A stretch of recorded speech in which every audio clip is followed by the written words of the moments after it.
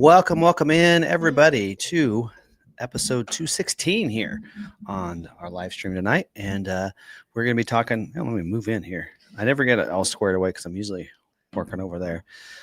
So hopefully you guys are having a great week. We did not have a live stream last week. I was at SEMA, and seems like when I'm on location, it's just hard to get a good live stream. So I figured, well, let's just not worry about it. And so how things go, take a little break from you guys, get a Tuesday night off for some of you. And so we'll talk a little bit about, SEMA, what we saw there. Also kind of do the article, kind of read through the article that Ford had out, which really hit in kind of what I thought as well, and my take on it too. So, but we had a nice fun. We did see the All Terrain Nation crew there, minus Kelly. And the producer wasn't there, so who knows what they were up to. But I didn't see him much during the week, though. It's so big, it's so massive. You've been there a couple years, you know what it's like, and it is so massive. I think the only reason we ran into Dave and Kelly that one time was because they spent a lot of time at that one booth that they had friends at, the Armadillo Tops. Yeah, and I was in the West Hall primarily, but I hit all the other halls as well, and there's still some things I didn't see. But so I swear you could walk around that place for the entire week and not see every piece of everything. Yeah. So I went a day before most of the people at the dealership, and 2 days before our general manager got there. And so the first day, I basically was going to hit the West Hall, did that, the Ford booth and everything else like that. And then at that point, then did the rest of the West Hall and everything. And then about halfway through the day, actually the very end of the day is when Blake showed up, our aftermarket manager showed up. And then we went through the West Hall again with him. So I pretty much I only went through the West Hall the first day, and that was it. Yes. Then the second day, we'd already been through the West Hall. So we went ahead and hit the other ones. So we hit all the other three halls that day, and then got that done by like 2:00. And we knew that Derek was coming in and he'd want to go to the West Hall. So then day 2, we went through the West Hall again. And then the last day we went through the rest of the halls again with him. So I went through each of the halls twice. Some of them with Derek, it's like quick. We're not stopping unless it's something we really need to stop and see. And so those other halls, really, West Hall is where it's at for us, because that's where the performance, the off-road, the modifications, all that stuff is right there. That's where a lot of it happens for us. Went to the tire and the wheel spot. Really wasn't a lot of new. We kind of have partners we work with already on that, and some of the others were more on things related to what we do. But hitting the big lots, I did not get to the bronze lot, which I kind of was disappointed in, because I thought we would go to that later and didn't actually revisit that. So I'm a little bummed about that. It didn't really hang out at the drifting area and all that. But anyway, caught most of it. So anyway, it was a good show, and some things I'd like to see, but it did spend 3 days. And I think really too good, like the way we did it the last couple of years, I did a lot of longer form videos. And this time it was more about the shorts. And because of that, I felt like I was able to be more relaxed and be able to take it all in and get some good short videos at some of the different booths, which is, I think, what I really enjoyed. And then, of course, I got this cold halfway through the week. So that happened to me when we went the first time. So Tuesday was fine. And by Tuesday afternoon, I started feeling this started coming on. And then by Wednesday afternoon, I couldn't talk. Like my voice was gone. I couldn't do a video at all Wednesday afternoon or Thursday. It was like Thursday morning. It was not there either. We went to dinner Thursday night and had a hard time talking.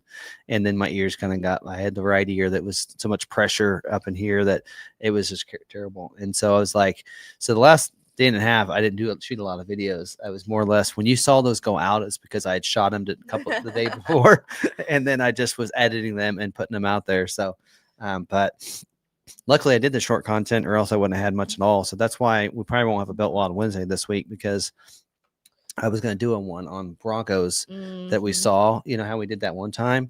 And I couldn't talk. So I'm like, I'm just going to take pictures the rest of the day. And members that did the lot walk, which we'll talk about that in a second, they could tell. They know how I was, because I recorded that Wednesday afternoon. And that was when I pretty much was losing my voice. It was Yeah. gone. Anyway. So, but yeah, today, don't forget, we are recording this as a podcast as well. If you want to listen along, you can do that on your favorite streaming platforms. And don't forget on here to, if you want to become a member and such, if you're new to the channel, saw the headline, the SEMA, we'll talk about that in a second. We have a format on our live stream. We get through and we go through, kind of chit chat in a little bit, scheduling information, just a recap of scheduling the video that went live. Actually, it didn't go live yet. It'll go live after this. I was trying to cram and get ready. Day. While it was producing, I totally forgot to upload it. So if you're coming over, you haven't heard the scheduling news yet, we'll have that video go live later tonight. But we talk about it. We have in a this couple video. more questions. Right, we might. But then we'll get in some dealer news updates, some order guide updates. I think I left my dealer news updates over there. So no, they're right here. And then we'll get into I got an Is It True for this week. We're going to talk about that because Ford Authority doesn't get everything right. They may not be your authority for Ford news. Again, I like to say we're your news, we're your source for news updates and information right here, because we're going to dispel some errors in their article they talked about on the Maverick. So Maverick did not go down by $4,000. We'll talk about that later. And then do a SEMA recap. So that'll be how this will work. So if you're looking for that SEMA information, come back in about an hour. We'll probably be ready from about that time. But if you're new to the channel, make sure you hit that subscribe button, hit that notification bell so you don't miss any of our videos. And then also don't forget to, if you want to become a member, hit that little member there and you can join. Now, we do have, you'll notice on there will be 3 different tier levels. You can be on any one of those. I do recommend anybody that's on the top 2 tier levels to drop down to the $199 tier. And we'll tell you why in just a little bit. Or you can do that by hitting the upgrade over there under the membership tab, and then you can change your tier. So it does say upgrade, but that also means you can downgrade. So basically any grade, upgrade or downgrade. And then of course our membership content will be removing actually from the YouTube channel. So what we've noticed recently is that all the membership videos are showing up to everyone, whether you're a member or not. And so we're seeing a lot of people that aren't members that are trying to click on a lot walk video or on a member live stream and noticing that they have to pay, and they feel like there's a paywall, that they're losing some content. So things that we talk about in there are for the members that want to contribute and be sponsoring of the channel. So we're kind of moving all that over to Patreon. So now, if you aren't a member, you're not losing any informational content. Our membership videos are mainly like he's just talking about what's in his head. And the way he's put it before is if he's talking to a camera, he's not talking to himself. So it's just him talking and kind of processing. And then our member lives started as a way to track orders for our members, because we were offering perks for our members who order with us. And so we tracked their orders in that member live. But it's kind of turned in more to a chat, talk about what's going on in our lives. Yeah, it's more what's personal. Happened throughout the week. It's a lot more personal, and it gives our members a chance to talk to each other outside of this live stream. So you aren't losing out on any informational content whatsoever by not being a member. And most people we found that want to be a member are wanting to support us, and we can do that over on Patreon. So we do have a Patreon started now, and you'll notice that it's similar. The prices are a little lower because what we want is we don't want to lose out. A lot of members like to come in on the live stream on Tuesday and show that they're members by having their names in different color and be able to do those special membership things. And so what we want to still allow that. That's why there's the $199 tier level, is downgrade to that. And that's going to not take away for anything from a live stream standpoint. And also any videos that we can do early and release early, I will do that to those members as well. So that's pretty much at some point here within the next 30 days, we will remove the lower 2 and there will only be the $199 tier. So I do recommend, if you're there, go ahead and downgrade to that $199 tier and come join us over on Patreon if you'd like. And then that way we have 2 different tier levels over on Patreon that will be similar to the tiers that you did see here. So there'll be a $3 tier. Again, 2 plus 3, $5 where it was before. And that's going to be your lot walks and your member live stream, which will now probably be done on Patreon instead of on here. And then The $5 tier will be the coffee time. So anybody that wanted to do the coffee time videos, which I do daily, except for I didn't do one today, then they're going to get that there on Patreon as well. So that's where we'll deliver that. So hopefully you can sign up for a Patreon account for free. You can join our Patreon for free, and then, but if you don't get the one of the two, you will not get the content.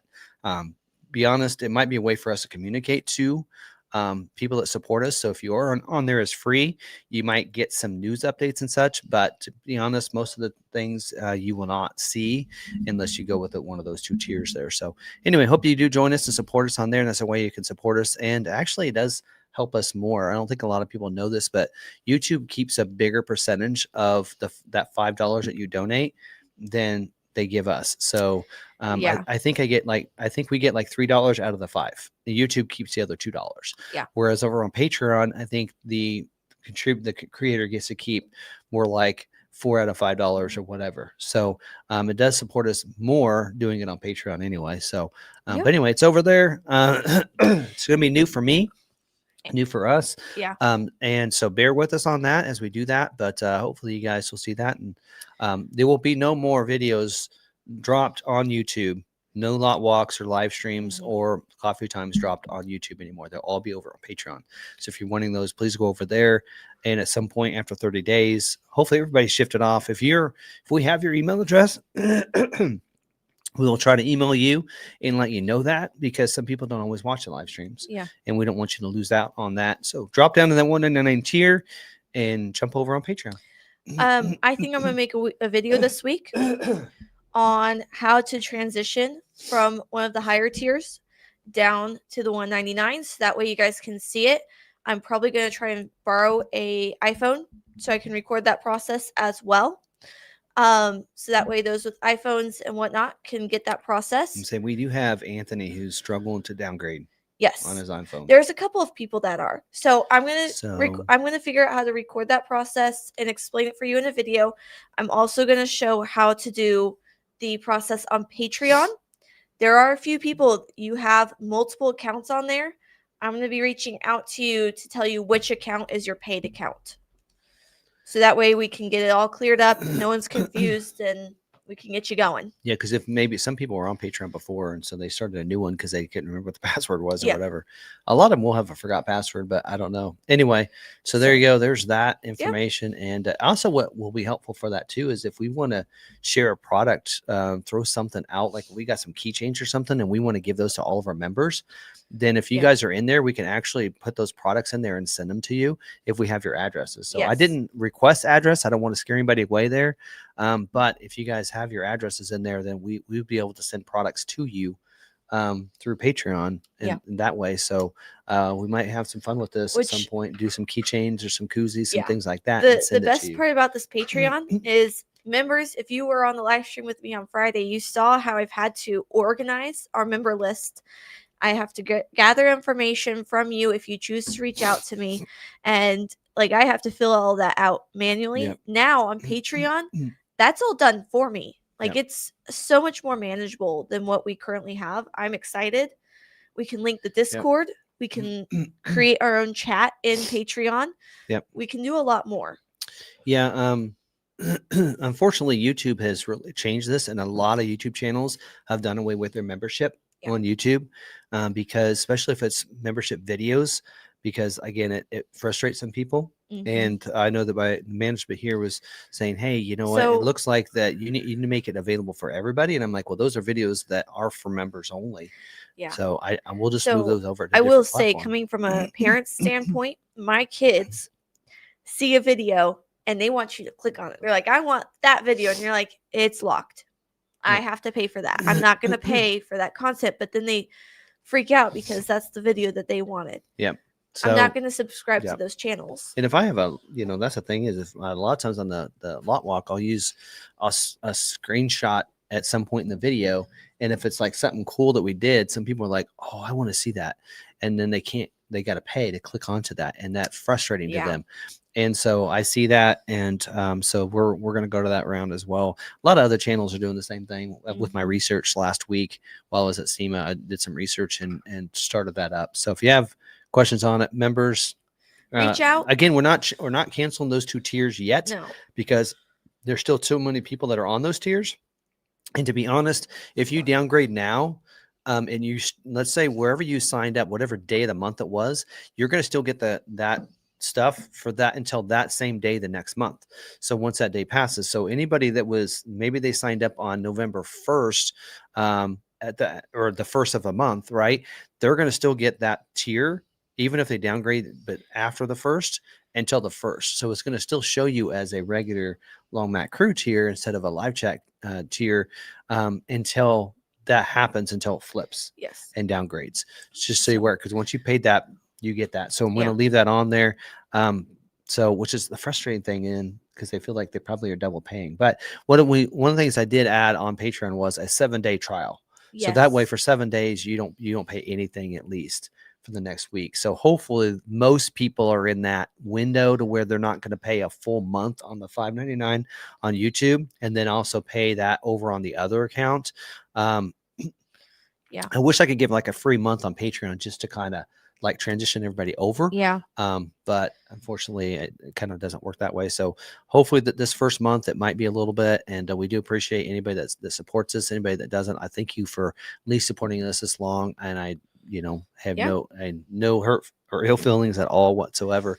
YouTube's just forced us to kind of do something different, and hopefully you can come over with us. So if you have any questions, reach out. Most of our members have my email. You can always call the dealership and ask for me as well. All the members have access. If you're on that main $5 tier, we do our live stream. So if you have any questions, come over Friday at 4, and we'll try to answer your questions and kind of go through this some more if we need to, for several weeks if we need to. And maybe we do want to do it still on the McArthur one this week. Just so to transition people over, but we'll have to see. Anyway, we might try it on both. We'll see. All right. That's that. We won't go on too much about that, because that is helps and support us. But I don't want. That's not what the channel is about. It's a free account. This is a free live stream. So let's jump into this and kind of talk about some things. Also, speaking of that, if you do want any of the merch that we have as well, there are some big deals coming up on that. Link is in the description. McArthur.myspreadshop.com. November 19th. To November 23rd, you can save 25% on $70 or plus orders. But if you wait till November 28th to the 30th, there's Black Friday sales of 30% off on $70 orders. So you might wait till then. So it's even better deal. So no, that's Cyber Monday. I think Cyber Monday is actually on December 1st, because I noticed there's a deal on December 1st too. So, is it Small Business Saturday then? Maybe, I don't know. That maybe makes sense. Anyway, so there you go. And we did actually do a video at the 3W liners, the floor liners. I have those. Don't forget, I'm an affiliate for them. So if you want a discount 10% off, then I have an affiliate link down below in the description as well. So I got my merch. Did you get mats? No, I did not get mats. They don't have them for the C-Max. That's right. Somebody said they didn't have it for Maverick. I'm like, oh no, that's not cool. I want to reach out to them and ask, how can I get you to make C-Max mats? Can I send my card to you and you make them for me? Like, how does this work? Because I want C-Max mats. I don't know. I have mishmash ones. None of them match. Huh. Well, speaking of membership and everything, we've been talking about that for so long. Not going to be continuing about it anymore, but let's shout out our members. We got a lot in here tonight. We got Bronco Rob, who's been with us for a year now. We got Mahatma, 47 months. Glad we didn't lose our member history. Hope all are good. I said it 2 weeks ago, but again, I hate winter, and winter isn't even here yet. So, yes, we should see that you keep your membership months. We saw... Yeah, downgrading will not lose that. Right. Because that's based on your overall time as a member, not based on the level that you've been at. We have Brandon, howdy. We have Ford Enthusiast, evening all. I am hoping to maintain my long-standing membership, but for some reason cannot downgrade. Please don't cancel. We will definitely help you. Yeah, and say we probably won't cancel this until sometime in December because we know this, Yeah. the last person that signed up as a member was like November 9th. And so then we're going to go to at least probably December 9th before we worry about that. So give everybody a chance to go down. Yep. And we'll hopefully see the downgrades between now and then. Like I say, you'll stay on that level. Even if you downgrade, it won't see that downgrade until then. Right. So I don't know. You might check on iPhones if you have to go into iTunes. Does Niles have an iPhone? I think he does. And he's a member. So maybe get with him tomorrow Ooh, and yeah. see if you can record if he can help figure Screen it out. record and do it. And see Yeah. if you guys can figure it out. Okay. And maybe do a Google like you did today with your computer and see if there's a way to show you how to downgrade or change with an iPhone, right? So My computer wasn't working for most of the day. Couldn't figure it out. It was scrolling off to the side, so I couldn't see anything on my Google Docs. I went to my settings. It was scrolling up, wouldn't work. So Jeff did all of his IT figuring out, tried to solve it for about 30 minutes, couldn't figure it out. I'm like, okay, you need to get back out there. I'm going to try and figure this out. He comes to me, he's like, Google what to do if your computer's continuously scrolling. So I Googled it. They're like, change your USB or the plug for your mouse and keyboard to a different USB. It fixed it. It doesn't make sense, but it did it. So, and you probably go back to the port and it's working. Probably. But I'm not going to change it again. Anyway, so we'll see if we can figure that out. So we have Ridgeview, our wonderful moderator, helps us out in our chat. We have JB Mav 2025. Good evening, everyone. Blue Feather, good evening from Orange County, California, everyone. I will be in the car for the start of this live stream, yet I should be able to stay on until the end since soccer practice was canceled. Glad to have you here. Clarence Rollers, 4 inches of snow on the ground, and here I am waiting for summer. We had to winterize our coop this weekend. We have he's replying back to him. We have Bronco, Rob, good evening all. Space Tech, life is great, rowdy night. We have McArthur, Mustang Maverick. Mike 52G, hey, are we on the YouTubes or the Patreon? Tonight we're on the YouTubes. Yeah, Tuesday night will always be on YouTube. This will be a public live stream. Yeah. Yep. Always be here. We have S. Young, Hey Ridgeview. We got Gino Abing. Michael Morales, tonight is his first night on a live stream with us. As a member. This is his first time joining us on a Tuesday night. Oh. He's been watching the YouTube videos, but this is his first. I noticed he joined as a member not too long ago. Yes, he did. So I think he's the one that was talking about that, but just became a member. Yep. That he'll need to make sure you downgrade that. Yes. So we got. Yeah, I was gonna. You commented on that already. Management not liking the negative. Well, there's a lot. I've gotten a lot of other people. I've had people to unsubscribe because of that. They say that I'm no longer to subscribe because I have to pay to watch your videos. So it's been something where we've lost subscribers because of having those videos there like that. It's just, and that's a YouTube change. It wasn't like that for a while. I don't know when that shift changed. Sometime within this calendar year that it happened. It was only in the past couple months. Yeah. All right. So. Howdy from old Chattanooga. Not cold for you, but I left 80-degree weather on the coast to 27-degree Chattanooga. I heard they got snow in Tennessee. Yeah. I watched a little bit of Dave's live stream after it was live, and then I fell asleep. All right. We got comments. Let me make sure I'm not missing anyone. Oh, yep. McArthur, I just came by in December 2021 to get some info on Maverick, and I'm still here. Let's see. Space Tech equals Doug. Yep. S. Young equals Steve. Yeah, that's the other part is they aren't allowing, YouTube isn't allowing for your chosen name to be shown in the chats anymore. It's now the one that you registered whatever under. Your account is under. Yeah. Yep. Anyway. Yep. like I said, there's some shifting there, and until YouTube decides to change that, I don't know. So we'll Henry's find out. here. Yep, You Henry's know, here. I thought about you the other day. We were watching a movie. I'm like, that character reminds me of Henry. Did I try to downgrade to YouTube and it won't let me choose the 199 tab? Yeah. See, I was able to do it. I think I did it because Law McArthur's technically I a did it. member. You did On it my personal. You were able to. Yeah. Don't worry. I'll make a video. I'll get you figured out. Is it an iTunes thing?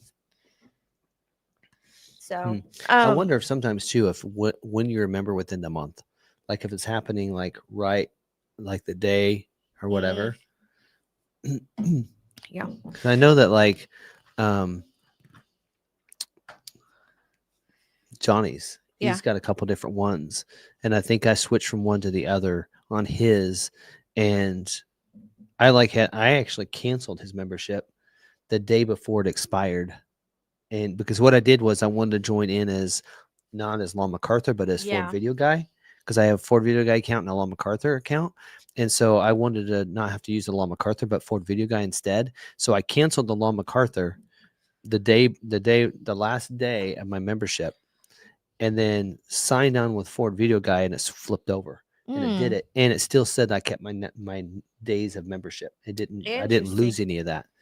So I think I did the same thing on All Train Nation. So maybe it's doing it on the last day or whatever. Maybe that's a key. I don't know. And if you need to, and that is a strategy, I think it worked for me on that, was a lot of people don't want to lose their days that they've been a member, right? That's important to them.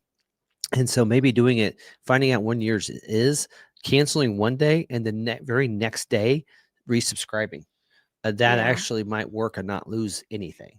Especially because when you signed up, you can find out when that date was and when your membership is good till. So like for us as Google, if you go into the Google Play Store, you go under membership, you can see actually when you signed up for them as a member.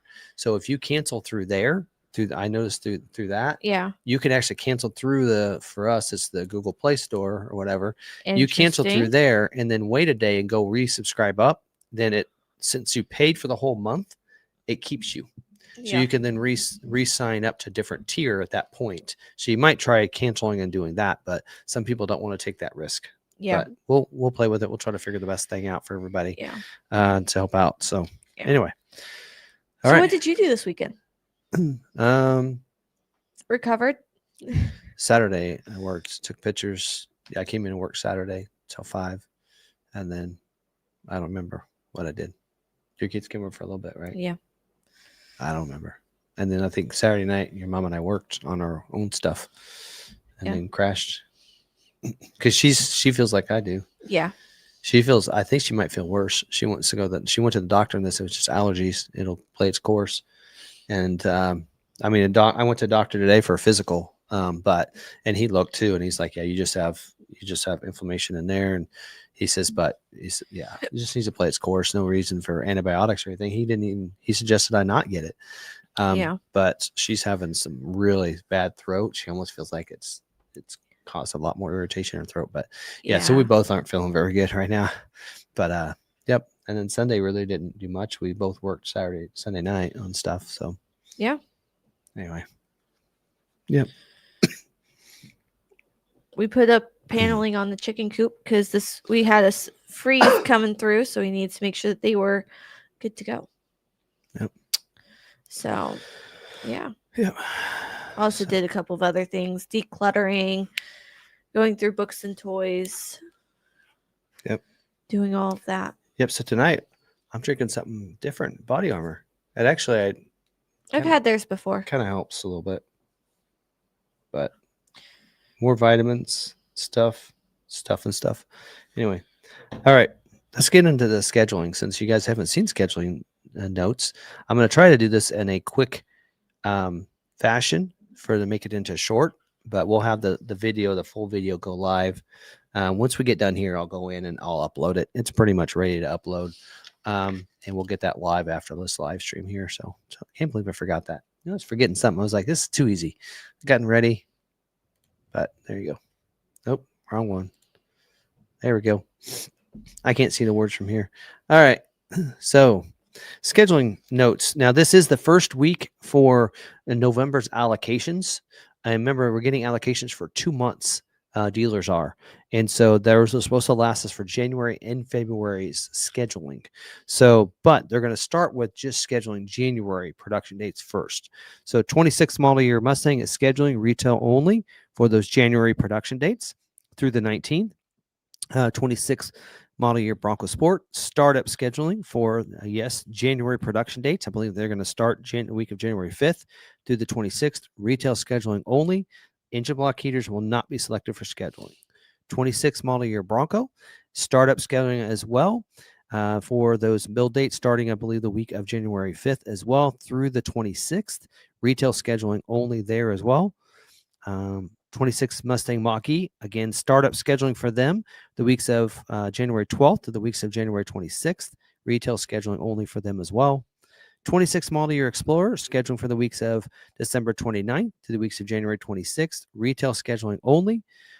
26 model year Expedition retail scheduling only for the weeks of 12/29 to the weeks of 1/26. 26 model year Maverick retail scheduling only the weeks of 12/29 to the weeks of January 26th. Don't forget, light blue color can be ordered but will not be scheduled. It's a late availability. So hold on to that. If you have that in your order, it will not be selected for scheduling probably until February. And don't forget about the dealer installed options. Bed covers are still not available right now. 26 model year Ranger. They are doing retail scheduling only. Again, the weeks of January 5th to the weeks of January 26th. 26 model year Super Duty. They are scheduling at Kentucky for the weeks of 12/8 to the weeks of January 5th. In Ohio for the weeks of December 15th and the week of December 22nd. They are adding orders, basically sim orders for dealers for those things that they've been saying that they need orders for. So instead, they're just going to give the orders to the dealer. So that's for F250s and 350 XL, XLT Lariat with the 7.3 gas or 6.8 gas or 7.3 gas or the diesel for regular super and crew cabs. So there you go. That's happening. So dealers, be aware of that. Also limited availability for the F450 King Ranch, the 7.3 liter with the Torque Shift G transmission. That's your trimmer, which it does say in here, trimmer off-road is also included in limited availability. The 18-inch sparkle silver painted cast aluminum wheel that's standard on XLT on both the 250 and 350 single rear wheels. The 20-inch dark carbonized gray high gloss painted wheel that you find on the STX. The pickup box delete, believe it or not, is a limited availability. The Platinum Plus package, the Max recline seats, and some of your interiors. So the 2S, 2J, 3J, 3S, 5J, and 6J interiors are also limited availability for those. 26 model year F-150 startup scheduling here for Dearborn, and they're scheduled for the weeks of 12/1 to the weeks of January 12th. Limited availability for the 2.7 gas, the 3.5 hybrid, and the 5.0 V8. That pretty much leaves your 3.5 EcoBoost. The also STX version is very limited availability as well. So just keep that in mind too there. 26 model year F-150 Lightning is not scheduling and won't schedule until February. Saying right in here. So 26 model year Transit, it is scheduling the weeks of 12/1 to the weeks of 12/15. Best availability is a high roof extended van, high roof long van, low roof van, the medium roof van, all cutaways and chassis cabs, and the non-EcoBoost engine. So that is pretty much a recap right there. And hopefully I got that under 3 minutes. There you go. Any questions on any of that? No. So dealers will see allocation numbers for 2 months. I mean, they'll see a bigger number this month, and that is going to be right now. You're only seeing January production dates, but what they'll do is they'll schedule January 1st and then try to get as many of those retail scheduled in January. Yeah. Right. And then they'll schedule any stocks they left over in January. Once January is filled up, then they'll start scheduling for those February production dates within this month. And what will happen is we do say for November scheduling and allocations, but we do know that goes over into the next month every month. So we'll probably see, the month of that week of December 1st, which is on a Monday, that week, that'll still be November's allocations. Technically November's and December's allocations for those January and February production dates. So they will late December, you got to remember that's usually when they start scheduling. They'll usually schedule. Usually it's like the second or third week before they start scheduling for a month. Like this is the first week of scheduling for November. Well, it's November 13th already, right? And so that's right in the middle of the month. Well, right in the middle of December is going to be like 1 week is all they'd be able to schedule. And so instead of interfering into the holiday with that, it happens every year. They're not going to even schedule December. So they're using November is going to be 2 months of scheduling, January and February production dates. Okay. So, and then January, they'll be scheduling for March production dates. So the next time dealers get new sets of allocations, it'll be for March production dates. So again, first week of allocations. So good luck to everybody and getting scheduled for their orders. And didn't look at the breakdown of how many allocations we have for everything, but we've been able to complete orders. We're getting a lot more Bronco Raptor orders, which is good to see. So we're doing those at invoice. So. Yeah.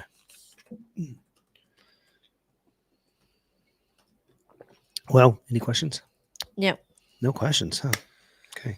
Nobody's got orders out there. That's it. Yeah. So, pretty much. I'm not ordering. Is this where I should bring up our question from our customer? See, it was on what was it? Yeah, let's do that. Our order. Yep, let's do that. Okay, so we have a customer that's reached out and wanted to know how long a vehicle will take if we were to place the order today, and if the aluminum plant fire would slow down his order. Yes. So he's wanting an F-150 Super Cab XL with the 5.0 V8 engine and tow haul package. So he's wondering how long that will take to get here and if the fire is going to affect that. Now, this is the first week for scheduling, startup scheduling for F-150. So, like they actually said 5.0 was a constraint. So that might be the biggest holdup for your order is that. Being an XL Super Cab should not be what deters it. Tow haul package, maybe, I don't know, probably not. But the biggest thing is a lot of people were asking, about that, about the plant fire. So what that affected is the 25s. So startup, you did see startup schedule supposed to be in December. So that plant is not the only place that they get aluminum from. You do see that they are not going to be building F-150 Lightnings. So they're going to basically, they use the same body in a sense, right, as the gas. So they're going to reserve those bodies for your F-150 gas vehicles instead. It's basically what they're going to do. And so they want to make sure they have that. Now, with that said, they did, and I mentioned it in my scheduling video, which you guys will see later tonight, is that they did cancel some 25 model year VINs. And so some people, I think I mentioned it last week as well, are concerned that their order's getting canceled. Their VIN number that they already have a VIN on that hasn't been produced yet is getting canceled. And there is that possibility, but more than likely, they're canceling stock VINs, not retails. Retails will be the last resort. They won't cancel unless they need to. I don't think probably they're going to be canceling any retails. I'd assume. I mean, we had 22 VINs get canceled on ones that we had, and I didn't actually look at them. I mean, it only gave us a VIN number, not an order number, so it's kind of hard for us to know exactly. Like, if it was an order number, I could tell because we can tell stock order numbers versus retails. But more than likely, the only ones getting canceled are stock orders. Right. But we had some regular cab stock ones at the end of the year that are getting canceled, which kind of makes it a little hard for us because it means we won't really have to rely on those. Yeah, those lightning bolts that we make, we probably won't get one until March. I mean, we'll get one built in January. We have some scheduled for January, but it looks like it's going to be, by the time we get it, it'd be February, and then it takes about a month for us to build them. So we're talking probably, March before we'll have a lightning bolt put back together. So we'll have a couple months lapse, and we're almost out of them. Did we struggle with superchargers this year? A little bit of getting superchargers at the beginning of the year because a 25 model year was new. Right. So we went from 1 year struggling to get the superchargers because it's new model year or new refresh and everything. So they have to reconfigure things to now this year we're going to struggle getting them because of cancellations and whatnot. Yep. So this Get might be your lightning bolt when you can. this might be a rough live stream for me. I'm gonna struggle Do you need some water? because I don't think I've talked this long for a while. No, Okay. I got this, but Okay. I might need you to Well, go get me another drink later. Well, if you run out, I got water. Anyway, so yeah, so but that's that. So I don't. I mean, somebody asked about that. They asked about like Maverick. They were like, "Well, what about 25 Maverick?" I said, "You're not getting a 25 Maverick. They're done." So 25 Maverick stopped production at the end of October. So they're done. So if you had a 25 Maverick order, you're waiting to get scheduled. It's not happening. It's done. They were done scheduling those 2 months ago, and production started for 26 already. So and there is, I mean, just because you have an order in for one model year, again, getting an order in does not mean that it's getting built at all. There's no confirmation of that. Putting an order in is step one. You got to get it scheduled for production date to get produced. Once you get a VIN number, then I can almost, we've said this every year. Yes. It's almost a guarantee. You get a VIN number, you're getting scheduled, you're going to get, but you're going to get built, except for the 22 that we had that got scheduled, got canceled. You typically don't see that. And that's why some people are like, well, I'm going to get one of the last ones. And I'm like, are you sure? Because like people on the F-150 that says, hey, I want to get one of the last ones. I want to be built very end of the year. Well, some of them got canceled. Yeah. So do you really want to be at the end of the year? I wouldn't go that route. Now, sometimes being at the beginning of the year isn't always the best thing either, because you get having to get, all the quality checks and everything done. So anyway. So I was asked what's on my water bottle. This is part of my merch. So you can see my logo on there. That's as big as I can make it. They don't make it any bigger. But then I have my Book Goblin and Book Dragon. So you get one of your stickers that's bigger and stick it on there. It's more room for other stickers. Yep. See, Book Goblin, don't touch your books. Okay. You don't have to worry about me. I have so many books. All right. Too many. Are you ready to move on? Yes. All right. Dealer news updates. I don't know what I have here because I got these from when I was gone. Bronco Raptor is now eligible for planned pricing. So this came out November 4th. So that was last week. And so, yes, now you can get planned pricing. So that's A, X, and Z, and D plan. You can get that on Bronco Raptor. And yes, we'll be honoring planned pricing. So we will always honor. I mean, as a dealer, if you honor a planned pricing on one model, you have to do it on all of them to stay within your agreement you have with Ford. So dealers that will not do it when it's available on a model are, they're in a sense infringing on that agreement with Ford. So you have to do that. So you have to qualify if you're going to do one model, you have to do all of them. So anyway, let's see what else do we have here. So these other things are more dealer centered. They're gonna try to do a tier 3 test drive scheduler pilot program. You want to test drive a vehicle, you can come in and test drive a vehicle. I don't need a scheduler for you to do that. Just call us up. We'll take care of you. But anyway, they have that. And then also they're making sure that dealers, when you get your Ford, to get your rewards points, dealers have to, the customer has to put in a preferred dealer into the app for them to get the rewards points. Now it says after November 6th. So must set a preferred dealer within 60 days of vehicle purchase to be eligible to earn vehicle purchase points. Whatever. Okay. Anyway, so there you go. There's that. That's all the dealer news I have, except for order guide updates. So I was, like I said, gone at the beginning, around the first of the month, so I haven't had a live stream since. So there's a bunch of order guide updates that came out, and this one I missed on Bronco Sport. There was a change to the 25 model year, which I don't know if it's even worth kind of mentioning since we're on the 26 now. But they did at the end of the very end, October 27th, actually, they must have had issues with this wheel.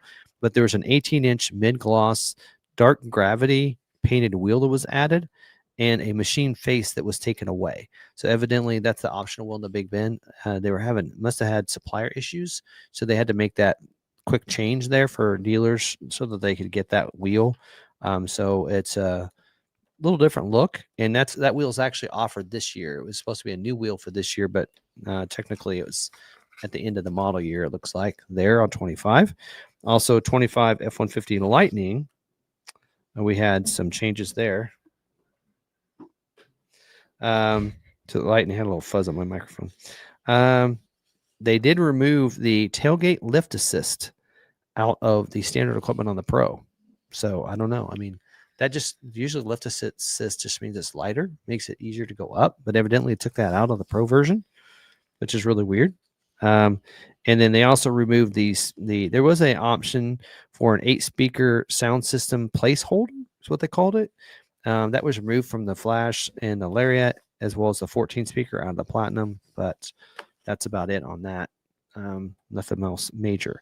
Now, 26 model year Bronco order guide came out a couple weeks ago, mid-October, and they made some changes. And I tried throwing this into ChatGPT, and I did it section by section and said, "Hey, what's different between these two?" And it did a pretty good job for the most part. But it still screwed up. So I still do it my way, I guess.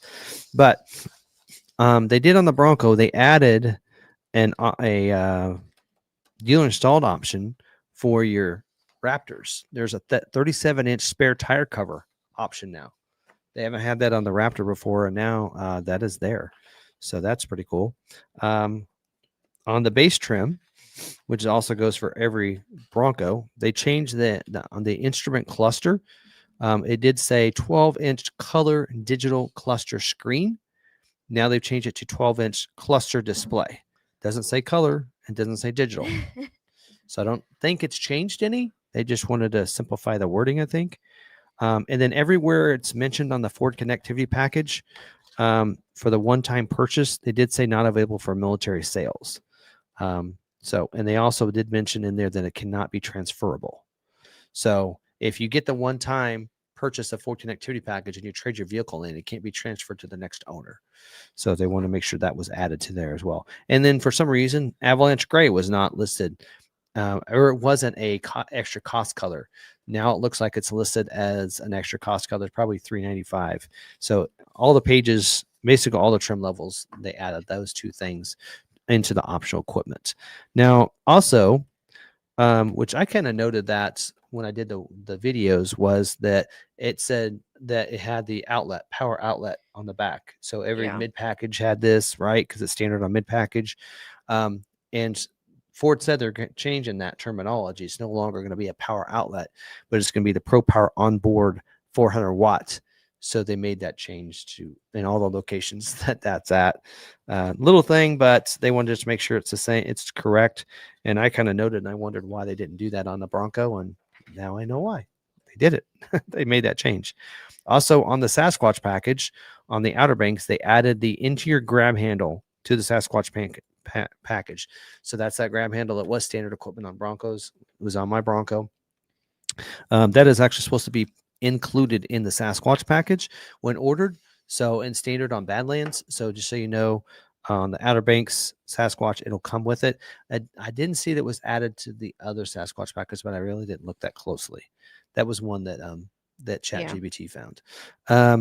Also on the 60th anniversary package, it wasn't listed before, but now it is the 60th anniversary graphics package. So I want to let you know that the graphics are going to be on the side and everything. So that was added as well to the Outer Banks trim level. Let's see what else. The Badlands, they added the Pro Power on board. They changed that wording. As well as to the strop standard equipment. They changed that wording as well, and actually on the Raptor as well. So that's the biggest ones, and the 37-inch tire cover on the Raptor. But they did also, and on the Heritage Edition, forgot about that one. They did update the wheel. Okay. We talked about this in we did a video, Built Wild Wednesday, a couple weeks ago, right? Yeah. And we talked about the wheel. They updated it. It is now correct. So this wheel right over here is the wheel design. That's going to be your standard Sasquatch wheel. If you go with that wheel, that's what it'll look like. So take a second, go back to 2 Built Wild Wednesdays. And I covered this and talked about it. And they also updated this wheel to be the correct wheel. So in the order guide, this wheel was over here on this picture. It was in the wrong place. Yeah. So they moved it over where it belongs and they added this one. So if that looks something similar, that is basically the freewheeling wheel without the red. It'll be the machine instead of that red on the outside, Yeah. which looks good. And it's a dealer installed option. So I got a little information at SEMA from them on that. And I said, so thought process, why the DIO wheel? Why not just make it a factory option? And they said, because we ran out of wheels. Oh. So there's only so many wheels you can stock at the factories. And they basically ran out of wheels to be able to stock. Yeah. And so Bronco is the first one to try this new DIO out because they needed another wheel to be able to have at the factory. And they can't, and so that's why it's done that way. I said, okay, Like so they can only have so many options available in the factory, or within the plan or whatever. Yeah, okay. Yeah. Okay, because For the way you worded it, it made it seem like they couldn't get them into the there wasn't No. enough supply. I But think no, it's that it's they that- can only carry so many. Okay, Like I don't know. Like he they said, only he said have- they're limited on how many different wheels they can have. just like here in our parts department, there's only so much room for storage. You can only have so many options. Now, F-150, you can say there's more wheel options than F-150. True, but there's two different plants. And your XLs usually aren't built in Dearborn. So you shift all your XL wheels over there, it opens up for the other factories. I get that. But we might be seeing that coming across to F-150, what I understand. Yeah. Now, I did say, okay, here's another thing that I've questioned is we're getting vehicles when DIOs aren't here yet. So we have that. And I told them that. I says, I have vehicles that are in and keypads are not here. Yeah. I said, we're delivering vehicles with the keypads, the logos, they're not here yet. I said, we have vehicles that are drop shipped somewhere else, have leather put in them, come to us 2 weeks later, and the DIO is still not here. I said, so I said, what is to stop this from happening to those vehicles? Because a vehicle comes in. So I did ask him that. I said, so they're going to come with a steel? He said, no, they'll come with the factory stock Sasquatch wheel, and then we're shipping them back. And he said, yes. And I said, so, and then I actually mentioned the other thing about, he said that the wheel shouldn't be an option because that is in stock in Dearborn. Yeah. That will not be a problem getting here and being, because they have those in stock at the Ford Performance. And they're already in stock. So that shouldn't be an issue. They should get here before the vehicle gets here. So don't feel like that they won't. I said, so here's my other question is, when you add that wheel, it's a $2,000 charge. He said, yes. I said, it's coming with the stock wheel. Yes. And we put that wheel on and we send the other ones back and the customer doesn't get to keep them. No. And I said, so there's no credit back for the package. You're charging an extra $2,000 for the extra wheel. He says, yeah, that's what it costs. I said, what it costs to do what? So that's the cost to put the wheels on, supposedly, and ship them back. So basically what the customer is paying for is the shipping of the wheels back and forth and installing them on the vehicles, what the customer's paying for. Right. Because if you look at the wheel option on there, I don't know.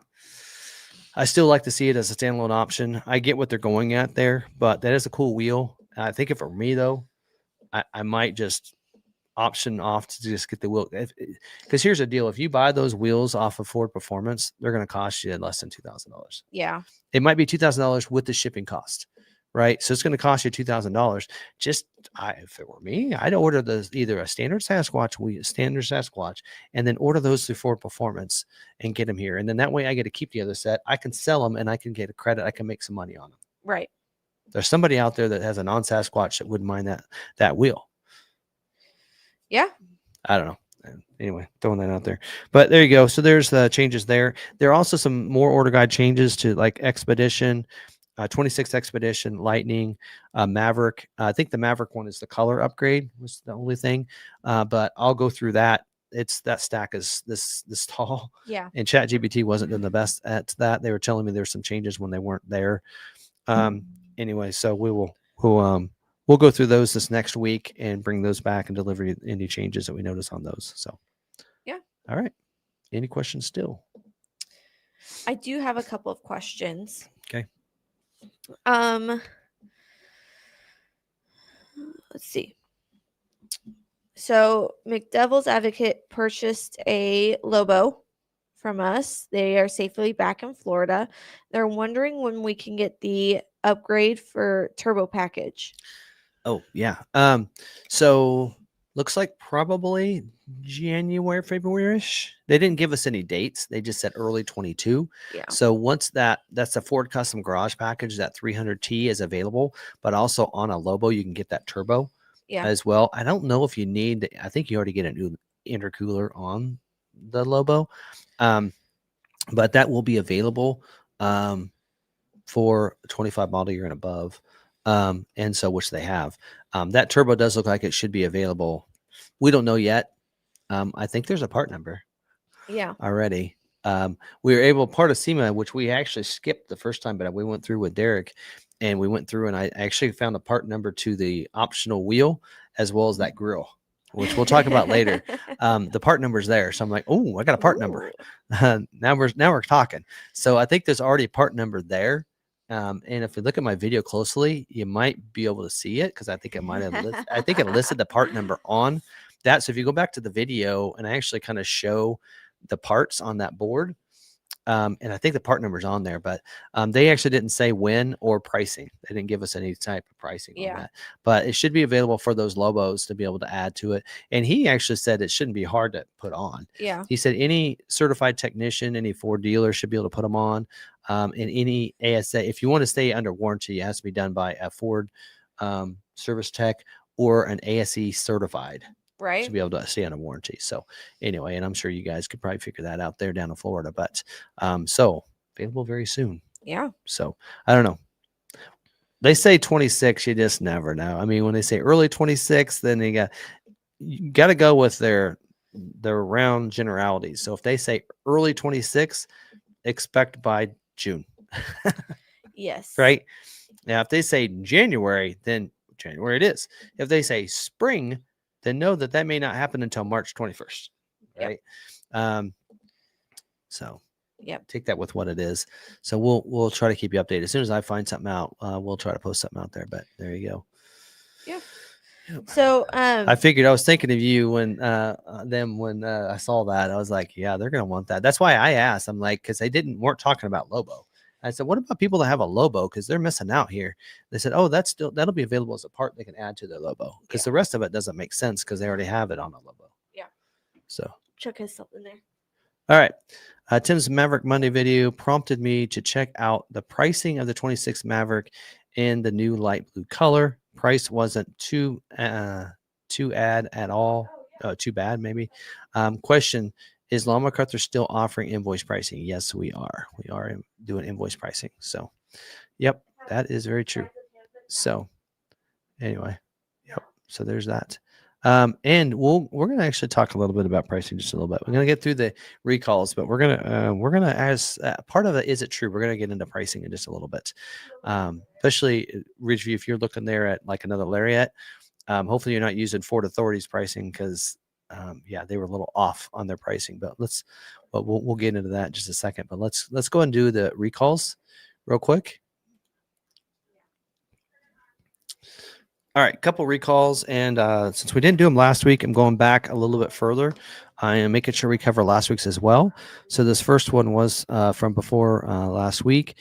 This is an advance notice for safety recall 25SB6. It is for 22 to 23 model F-150 Lightnings. Rear light bar inspection. So these would be for Lariat and above in a sense. So 14,795 vehicles affected by this.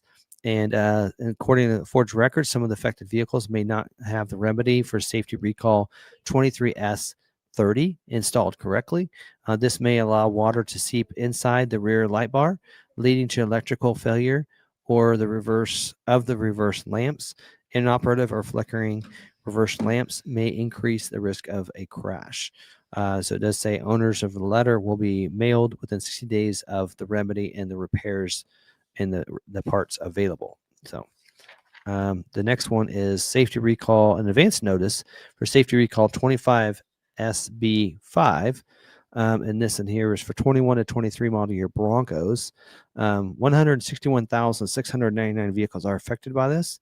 In some of the affected vehicles, it may be possible for one of the seat frame height adjusted pivot bolts to become loose and eventually dislodge on one or both front seats.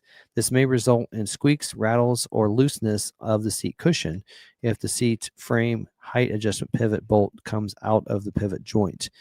This can increase the risk of a crash as well. So again, this in here is an advanced notice, so we'll get information once the fix is available. So it's not available yet, so it's just an advanced notice for dealers. All right, next is a safety recall 25SB7 for 21 to 22 model year Expedition and Navigators, 22 model year Super Duties, and 21 to 23 model year F-150s equipped with a roof opening panel, or twin panel moonroof, as you might call it, air deflector inspection. So 175,494 vehicles are affected by this one. And in those vehicles, the roof opening panel air deflector may become partially or fully detached. So that actually, when it goes back, it'll flip up. So the air flows more up and over than down in through there. So customers may visually notice the air deflector starting to separate from the front of the roof opening panel when opening or closing the roof panel opening panel. Customers may also hear wind noise or wind or rattle noises as they drive with the roof opening panel open. The roof opening panel air deflector that detaches while driving, yes, we know what that's going to do. Anyway, letters are going to go out to owners. Actually, should have gone out last week, looks like. So there you go. So they have the repair for that. So there you go. All right, next up is safety recall 23S65. This is supplement number 3. So that means that this is another update to this recall for 21 to 23 model year F-150s equipped with a 9.75-inch heavy-duty axle. So this in here, they did update the labor allowances and part ordering information and the part requirements in ordering information. So that's all been updated. Nothing else has changed on this. We won't go through that recall, but they did update some part stuff on that particular recall. So, and then this next one is safety recall 25S82. This is supplement number 1. So this is an update, and this has to do with the same thing as the last one, except it's for 23 to 25 model year F-150s equipped with the 9.75-inch heavy-duty axle. So this in here, they updated some of those same facts as well. So that one there, there you go. So get more information. Like I said, we've done that recall and gone over it before. So next one is safety recall 23S23, supplement number 5. So this is another supplement update to 2020 to 23 model year Explorer and Aviators and 2020 to 2022 model year Corsairs. This happens to do with that 360-degree camera or rear view camera with the blue or black screen. So this is the 5th update to this. And in this particular one, they updated some of the vehicle procedures. Also, the labor allowances and parts ordering, they updated to reflect all parts are now open to order. So that is available now. So that's basically a change to that. So if you have that recall, a lot of you already got that letter. It should have went out the week of July 10th for you guys. Special field action 25L04, sorry. Certain 24 to 25 model year Super Duties built with a pickup box delete. 1,996 of you. This program goes in effect through November 30th of 2026. And in this and here, the affected vehicles were built without the XL driver assist package, and the window stickers incorrectly indicated that the vehicles were equipped with the XL driver assistance package. So the letters are going to go out to those owners this week to let them know about that. But so basically, they didn't have the XL assistance package, but the window sticker said they did. So anyway, Speaking of that, this in here happens to do with that same kind of thing. Customer Satisfaction Program 25B53. Certain 25 model year Bronco vehicles with incorrect Maroni label pricing reimbursement program. So this goes into effect through November 30th of 2026, no mileage limit. It says the affected 2025 model year Bronco Big Ben and Badland vehicles had an incorrect MSRP listed on their Maroni labels and incorrectly, it's the window sticker, and incorrectly included optional pricing. The Maroni labels erroneously listed equipment groups 222A, which is your Big Ben mid package, and the 332A, which is your Badlands with the mid package, as optional content on these Job 1 vehicles. So you didn't know the beginning of the model year Job 1, the mid package was standard equipment on Big Ben and Badlands, but as part of Job 2, they changed it and reverted that back to making those optional. So it does say in here that the original purchaser or leasee of the vehicle will be eligible to reclaim this customer satisfaction payment.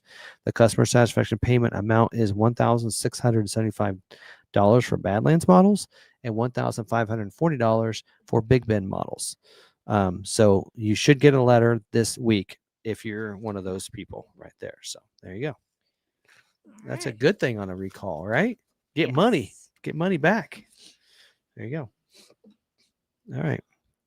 I just read that one question. So if you have any others, you can pop those in before we get into is it true? All right. Let's see. And while you do that, I'll try to find the article. Are 26 Mavericks showing up at dealer lots? Not yet. They just started building last week. Yeah. So we won't see them. Most likely we'll see those holds like we have with the other models. So they're going to start getting built this week. So any of them that are built this week probably will be held. Usually the average hold is about 4 weeks on these. And so we'll probably see that we won't see any shipped out until beginning of December. So you're probably looking, a lot of dealers won't get it. They may get lucky if they get one the last week of the year. Yeah. So you probably look in January for the most part for most of them to start showing up. Yeah. Just like last year. Same thing happened last year. Yeah. All right. Any substance to them getting rid of F-150 Lightning, or is that just people trying to get clicks? Just clicks. Just misinformation. Like we saw with the Ranchero and some of those other. And we're going to see what an article we're talking about just now. So in just a second. Yeah. And then he says that he'd consider swiping the turbo off his Focus, but think it might explode the 2.0. So from what I understand, the turbo that they're using is the one that was on the Mustang. So but with some enhancements, it's actually bigger. It's like 59 millimeter or something. Okay. Centimeter, millimeter. I don't know those. 1 meters. Okay. It's a bigger turbo. All right. But for you, like he's going to be racing his Lobo, that'll give him 50 horsepower increase. I mean, think of 300 horsepower out of that Maverick Lobo. Yeah. 317 pound-feet of torque. So that's going to be really helpful for him. Yeah. Any way of getting a grab bar handle on the driver's side of the Maverick? Because it doesn't have it. It doesn't. Because it's in the passenger side and the two in the rear. I don't know if there's a way to add it. I don't think so. I bet the bolts probably aren't there. They'll hold that. You need to bolt it in. You might check on Maverick Truck Club and see if anyone's done it there. Or ask if anyone would know how to. I think the grab handlers are more about to help you get in to a vehicle, and the passengers need it because they don't have a steering wheel. But I could also see it being used to get out of the vehicle. Yeah. Some people will use it to kind of scoot themselves closer to the outside. Yeah. Could be. So, all right.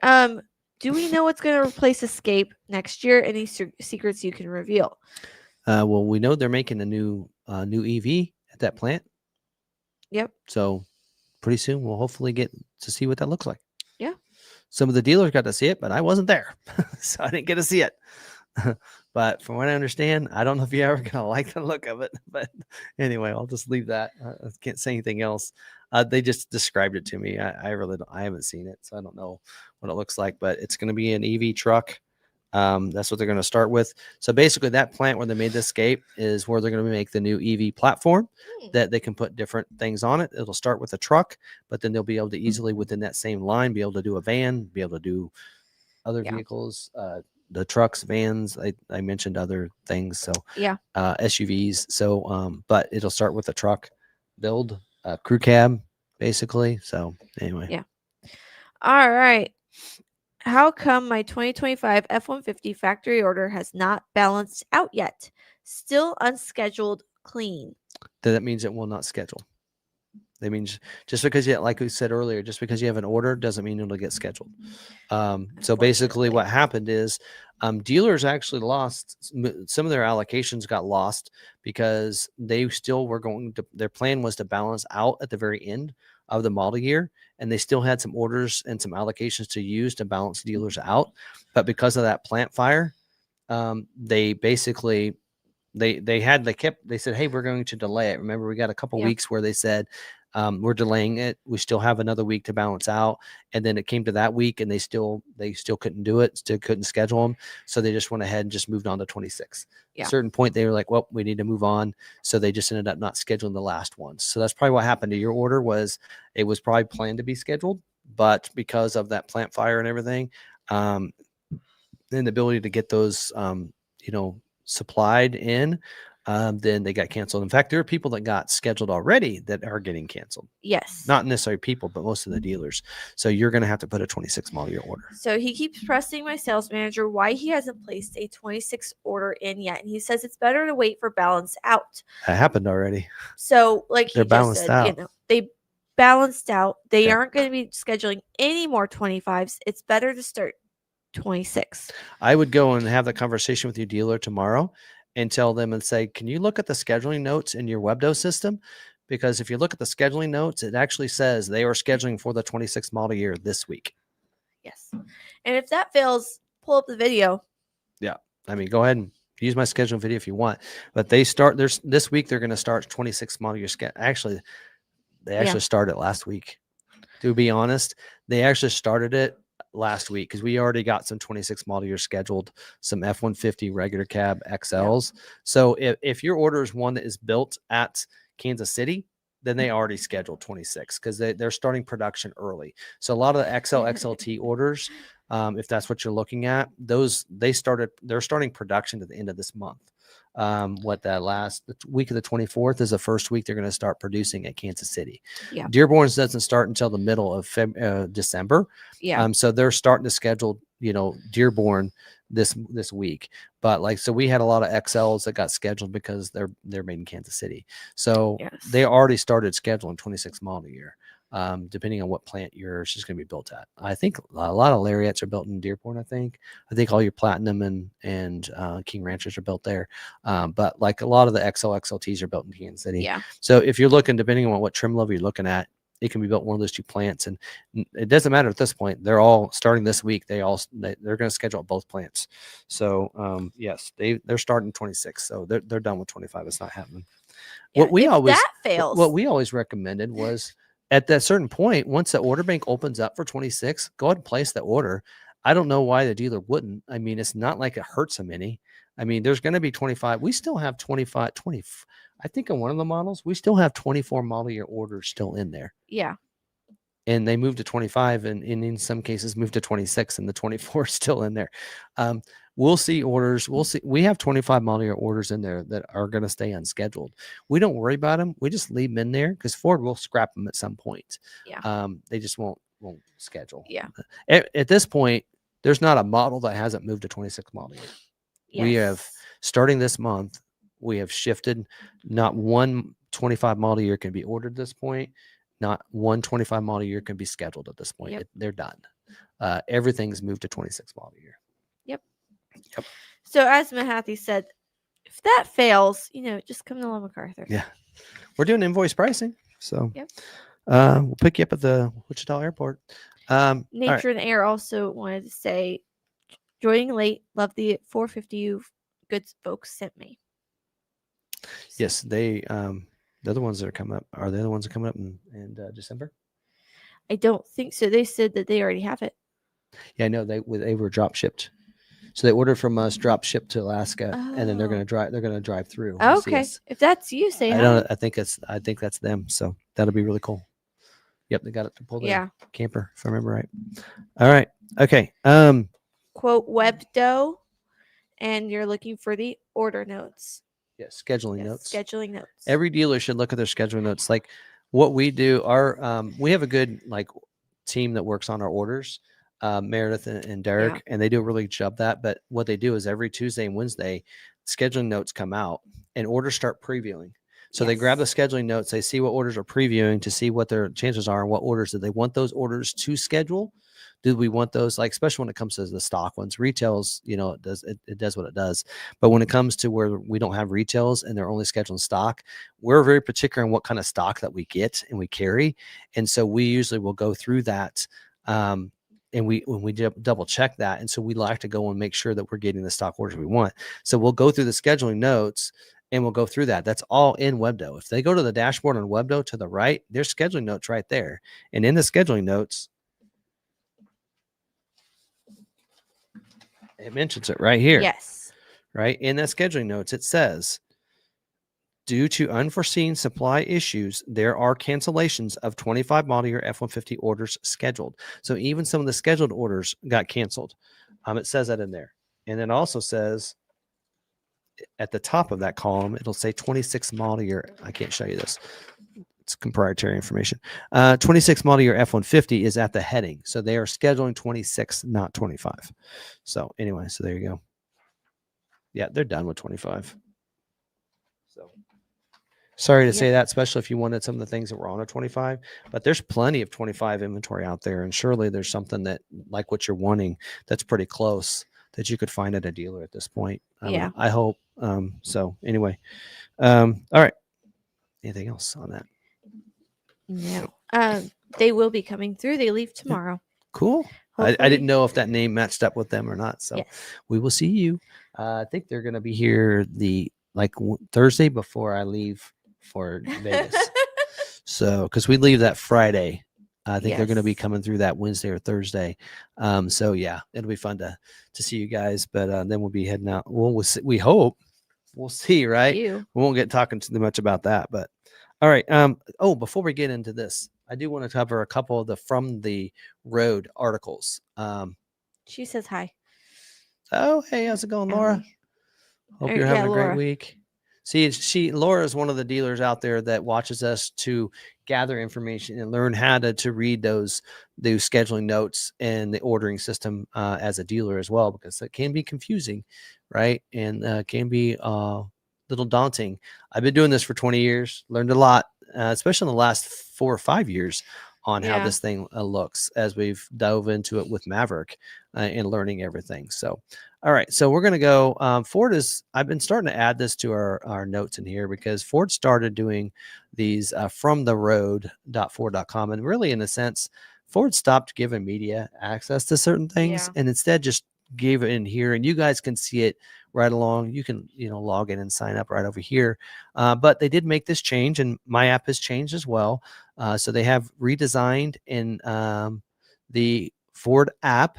In fact, all 26 model years are no longer says Ford Connect or Ford Pass anymore.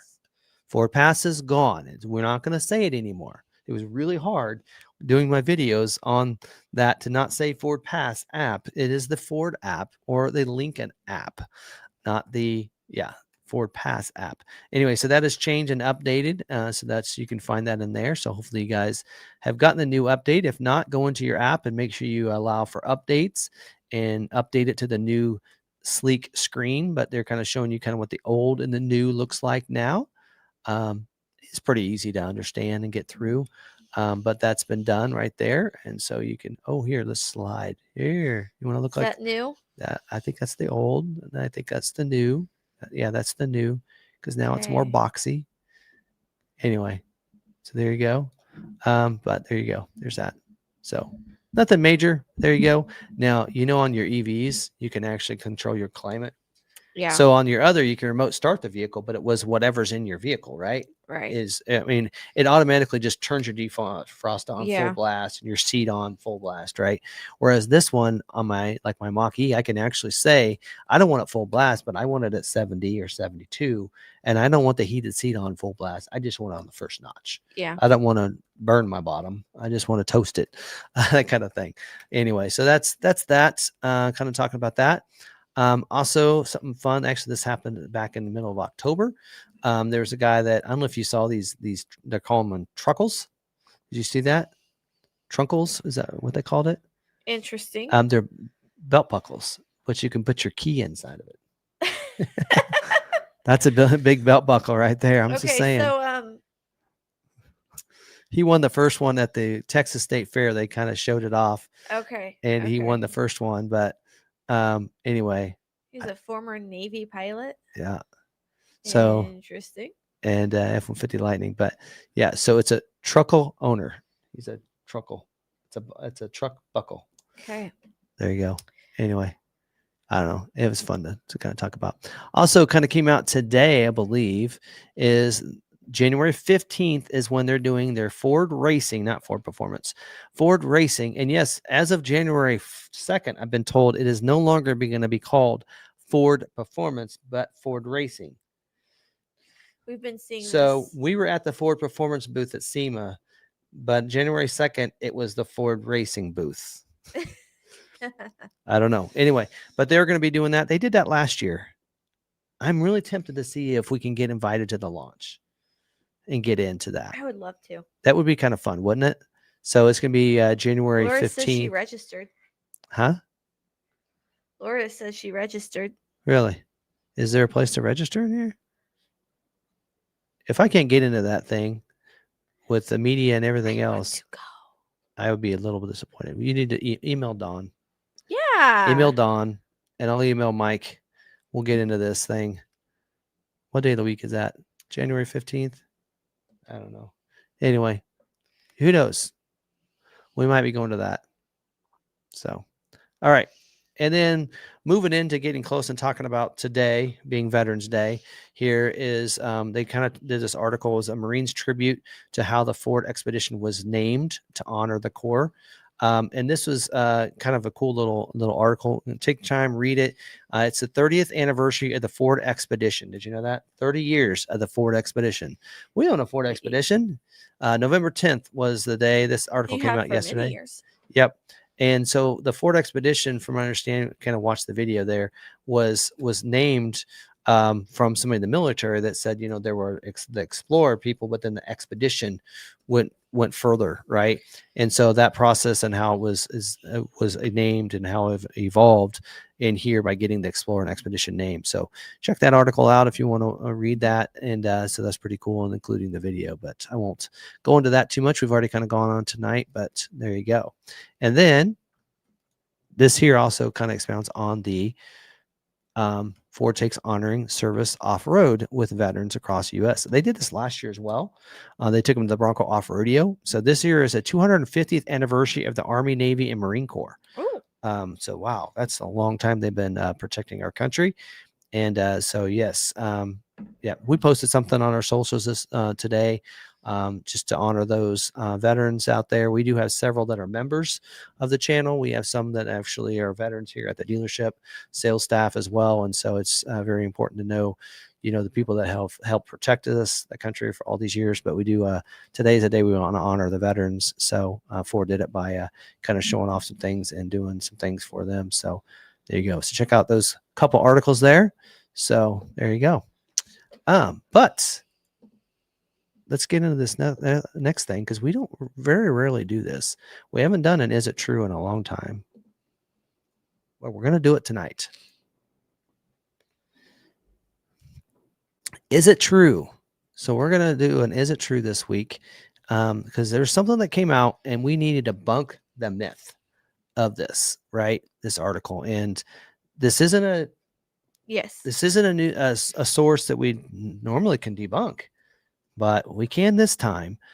This is inaccurate information, and here we want to dispel what's the truth of what's going on, and we're going to do it today And here you go.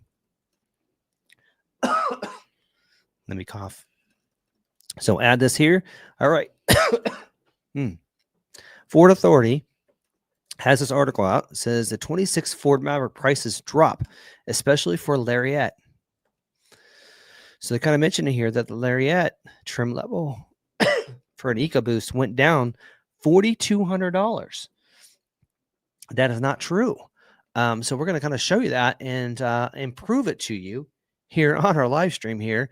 The Ford pricing did go down if you're looking at the EcoBoost trim by $1,000. So what they did is they gave the EcoBoost $1,000 discount on this. Now, if you look at it on the EcoBoost, they actually show the Lariat showing it got a $2,000 discount for the EcoBoost. But last year there was like a $1,600. So it was only the EcoBoost itself got a discount last year as well on the Lariat trim level, not on the others. And then of course you see though, Lobos did not go down. XL and XLT hybrids did not go down, and Lariat hybrid went down $350. Do you know what they took away from the Lariat? Power sliding rear window. Oh, that's right. Power sliding rear window. That's a quiz for you. Power sliding rear window was removed from the trimmer as well as from the Lariat trim, and that's why it's $350 lower, because power sliding rear window is, you guessed it, $350 add-on to get back to that price. So really the price did not go down much. Now, the EcoBoost on XL, XLT, and Lariat did go down about $1,000, but the Lariat did not go down by $4,000. So I actually got my prices here in front of me. They're right on the prices for 26 model year and it is $35,870 before your destination charge. But last year's price was not $40,090. So that is not correct. The price last year was $36,790, and let's show you. Let's prove this to everybody. Oh, I didn't have this ready. Let's go to Ford.com.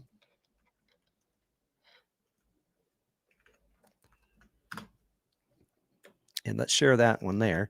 So go to Ford.com and let's go to trucks and SUVs and go to Maverick. And so again, the price for this year is correct, is $35,870. But let's look at 25 model year. So we got to click into here, and then we got to scroll down here. And that is right down here. So it shows you 38,440, but that is not for the EcoBoost. So let's go ahead and build one here. You have to kind of do this. And I don't know why now you can go here and it still doesn't show it right. And we'll go into it and click on, you got to do it twice. I don't know. Ford doesn't know what they're doing there. All right.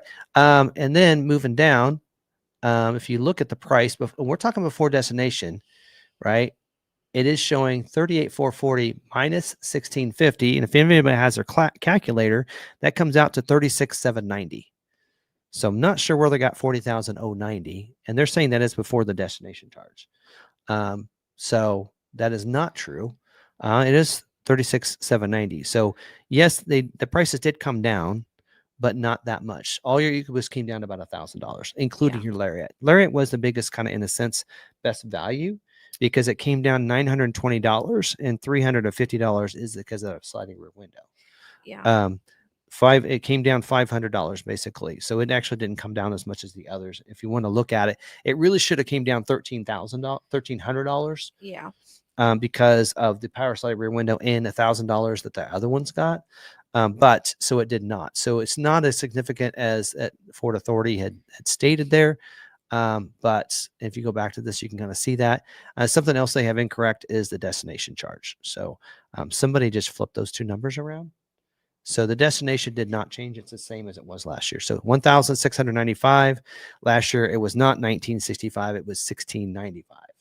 So again, some typos there. So whoever gave him the information just gave him the wrong information. But anyway, so I feel bad for him, because he probably, he was just going with this. Somebody gave him that information, and it is not correct. So anyway, but just so you're aware, Lariat did lose the wireless charging pad and the power sliding rear window and the one-touch options for the rear windows.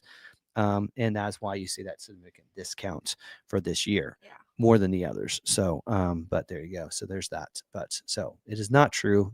The Maverick did not go down in price, but there you go. So anyway, very often, very, very rare to just that they're wrong. They're usually pretty on top of things, but got to check your sources. Even Ford Authority has to check their sources. So, yeah, because how I knew this is my GM's like, is it true that the Maverick on 26 went down $4,000? I said, no, it didn't go down $4,000. And he's like, well, that article. I'm like, what article? And so he showed it to me. I'm like, that's not right. And so we went and built it out on Webdo. And he's like, no, it's about the same as it was. It's like $1,000 less than last year. And I said, yeah, and you lost 3 or 4 things. Yeah. He goes, oh, yeah, that's right. Like, so there you go. So anyway, so that was enlightening a little bit, but there you go. So there's that. So, all right. Any questions before we move on? I don't think so, but let me check. Nope. Nope. Mm-mm. Okay. All right. So we're going to get into our topic for tonight, and that is talking about SEMA. Got my SEMA hat I got at SEMA. So I did ask them because the hat, some of the hats said 67 on the back, like the year 67. Yeah. And this one says 63 on the back. And I said, so why is it different? Which is accurate? They said, well, the SEMA show started in 67, but SEMA organization started in 63. Okay. I'm like, that makes sense. So I got the SEMA organization hat and the SEMA show shirt anyway for this year. So anyway, but fun times. I do want to highlight an article. And Ford put this article out, and I will say it was spot on to what we felt like as well. And it was from theroad.ford.com again. Again, they have some good articles there, and actually did see these trucks lifted up. And for those of you that are look at our Ford or Long McArthur Performance, we may be working with them. Yes. This company.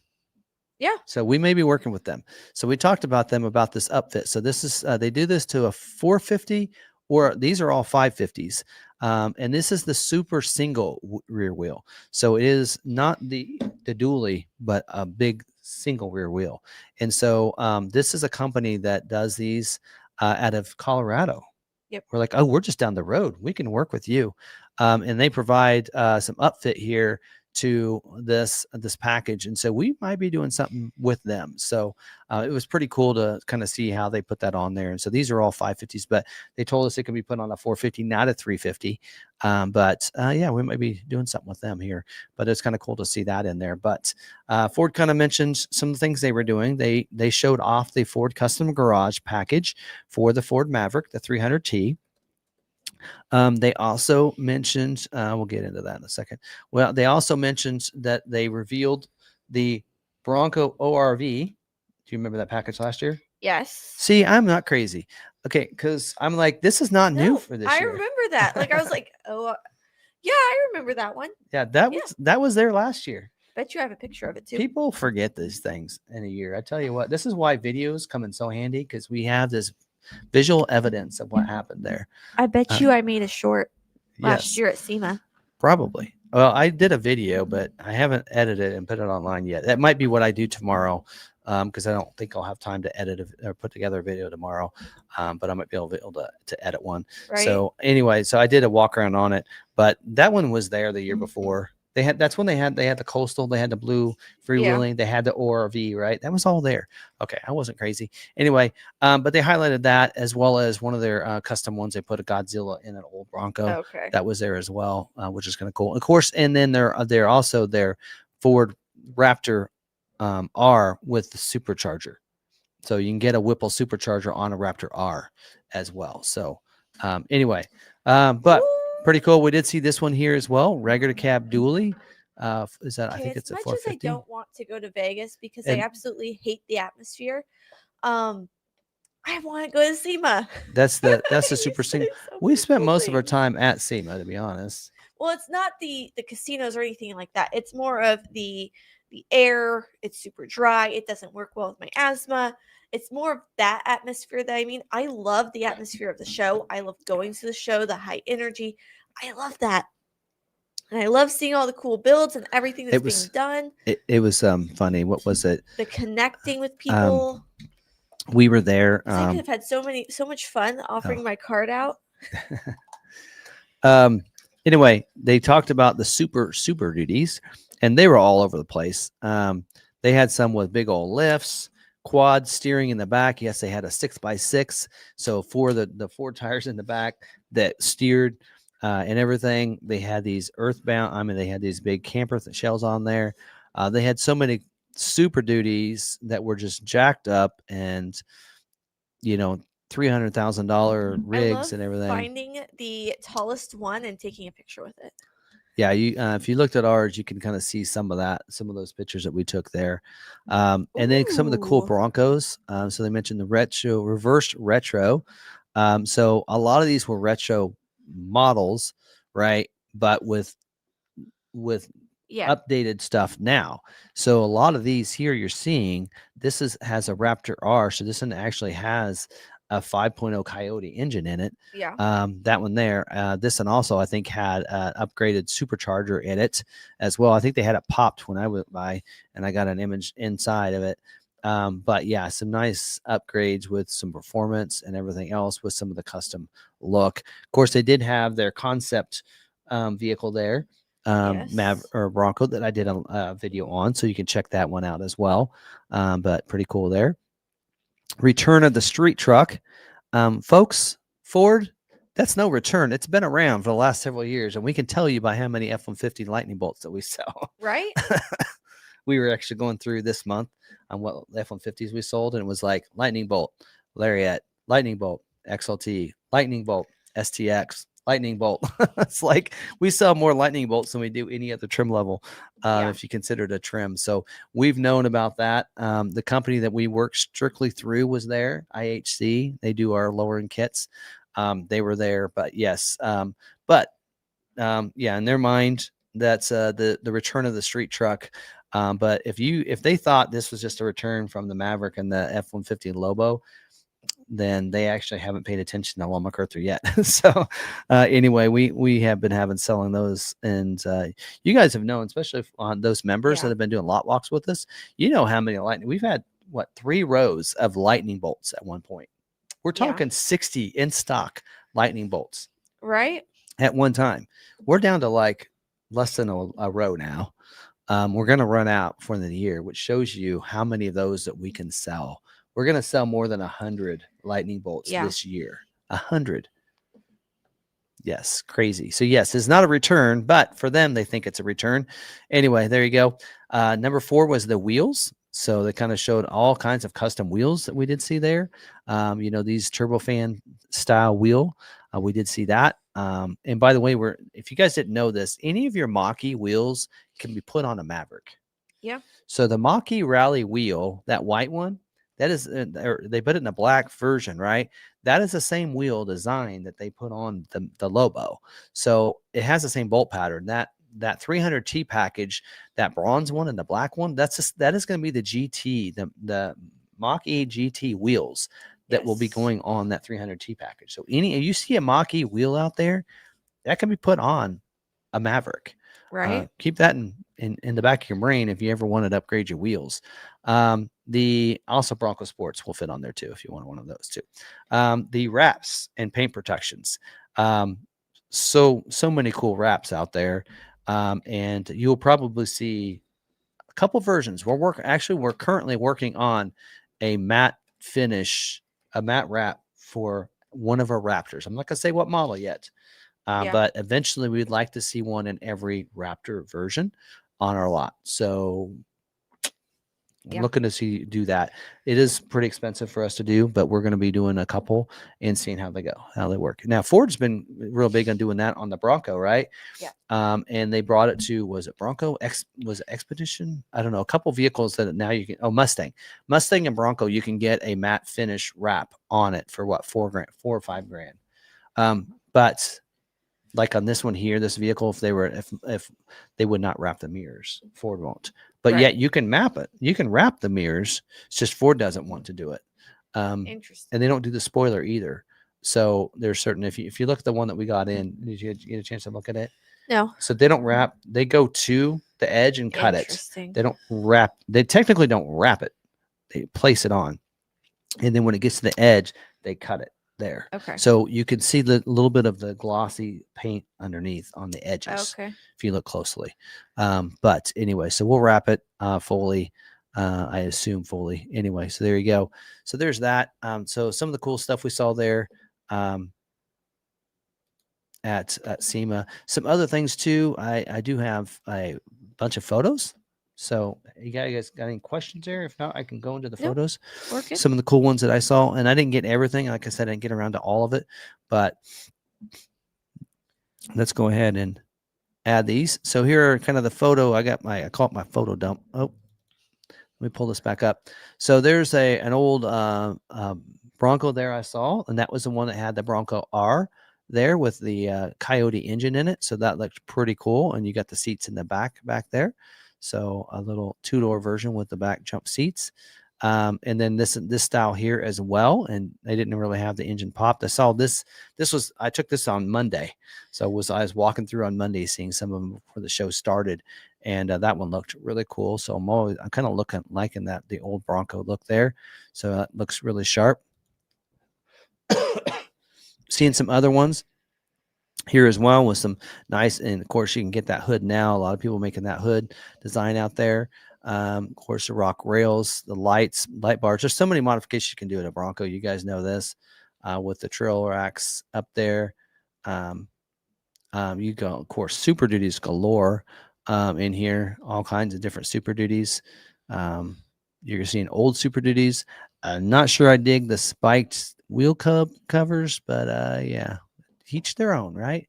But I do like that color, that green color on that. So it looks really cool. You guys see what I'm saying? Okay, yeah. And then, of course, there's your matte finish. Now, this actually might have been a textured finish. We did see that. We did that once on an F-150. Yeah. But real nice look with the bumpers that go along with it. And then there's the front of that Bronco. I came back and got the front of it. And you can kind of see the motor in there. Coyote, I think it's supercharged actually too.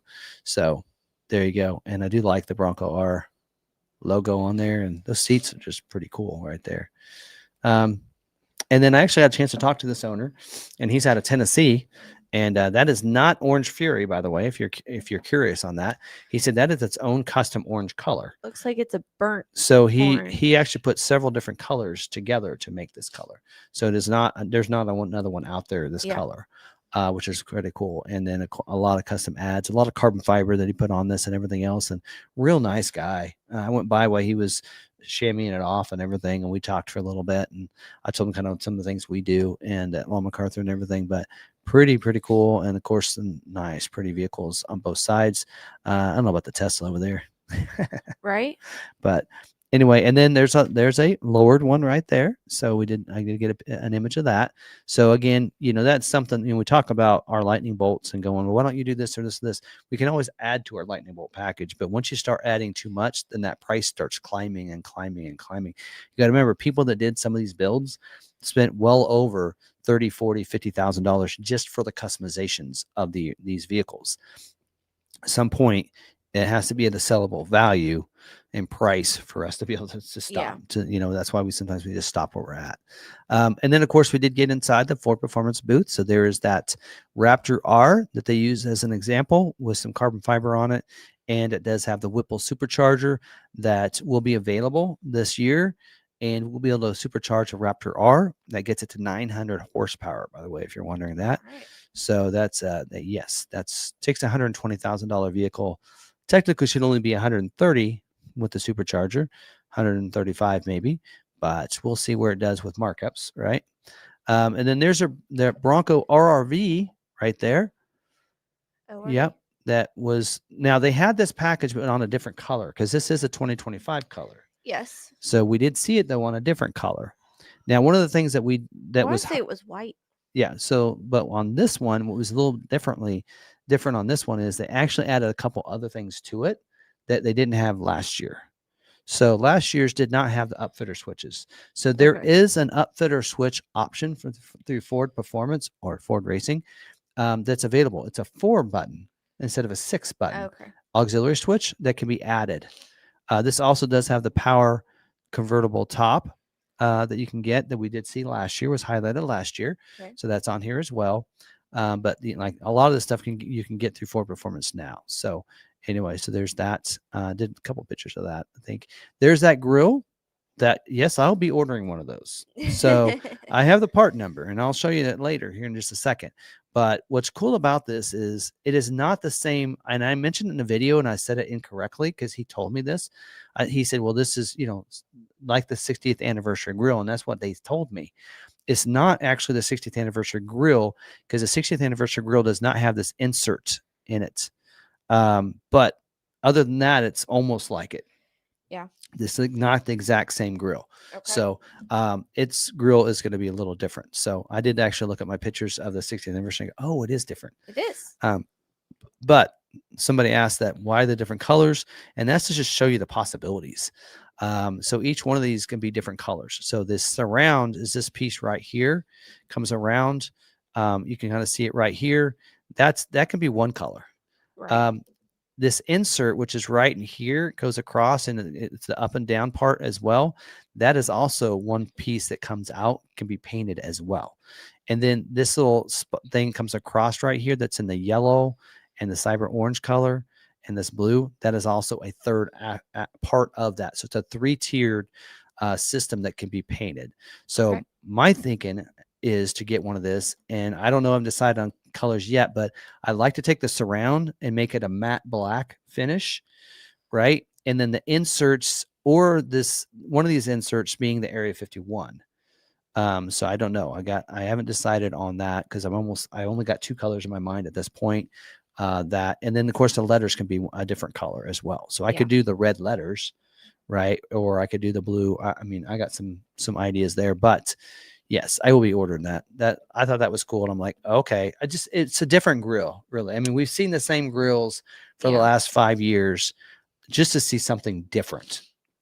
Whether I like it better, I kind of do like it better, but it's different. Yeah. It's a new grill. It is. And yes, so there you go. And then there's that Maverick 300T. That got a lot of people coming over and looking at it. I did see the Midnight Maverick. He was doing a video on this, and he actually told me about a booth that we went and visited that we'll probably be partnering up with, and I'll be getting some stuff from my Bronco. In the back. It's a mat system that they have where you can put things in a little bit better. Anyway, it's called T-Mat. Check out that short that I did. But he was there, so we chatted a little bit. But yeah, those wheels are your mach-e GT wheel, by the way. So it's the bronze wheel that they did away with. Okay. You can't get them this year. Right. Because it's going on the Maverick. I took a picture of this because they had a really cool cargo management system. They don't make the actual MOLLE panels, but they make the things that go on the MOLLE panels that are magnetic and hold into place. So you can just twist them and take them off, or you can just pinch this thing together and it unlocks and comes right off. So your MOLLE bags where you Velcro them on to the MOLLE systems, magnetic. So yes, we might be contacting them. So I took a picture of that so that I could reach out to them. Because I might have to get a MOLLE system from Mountains to Metal and then get that in there. So anyway, and of course this one was there, and I took several pictures around this because originally I wasn't going to do a video on it. I was just going to do pictures, but I went ahead and did the video anyway. But that was there. Got a chance to see it up close, pretty close. I mean, they have the barriers there, but man, I was able to reach over easily. But kind of liked it. So it looked pretty cool. And would love to see that. That's the concept, Bronco concepts. Hey, I see someone I know in that picture. A lot of times I like to take pictures of the stands and then come back and revisit the information, So these are pictures from my phone. Yes. Photo dropped here. But again, that's your base grill, or your Heritage Edition grill in a sense, right? Just painted Wimbledon white. So there you go. And then even the marker was like a red accent on it. But there you go. I got all those close-up pictures, so you can kind of see that there. So anyway, we did a walk around. Again, check out our shorts if you haven't. A lot of times the shorts don't always populate as a new video, I don't think, but check out all of our shorts. We did a short on a lot of different booths and a lot of different things, so check those out. We actually did see Ivega. Have you met her? I have not. She was at Supercell, Colorado. Anyway, she's always got somebody around chatting with her, but she did all these customizations herself on her Bronco. Right. Of course, I don't know about the graphics and everything, but everything else she's done. And I do like where she's placed her air compressor, by the way. I thought that was pretty cool using that access area. Now I do have a cloth top, so that kind of gets in the way of that, but that's pretty cool. So, and then here's this Bronco earlier that we kind of saw on the other one on Ford Performance, or from the road from Ford.com or whatever. So that kind of highlights that one there, which I thought was pretty cool.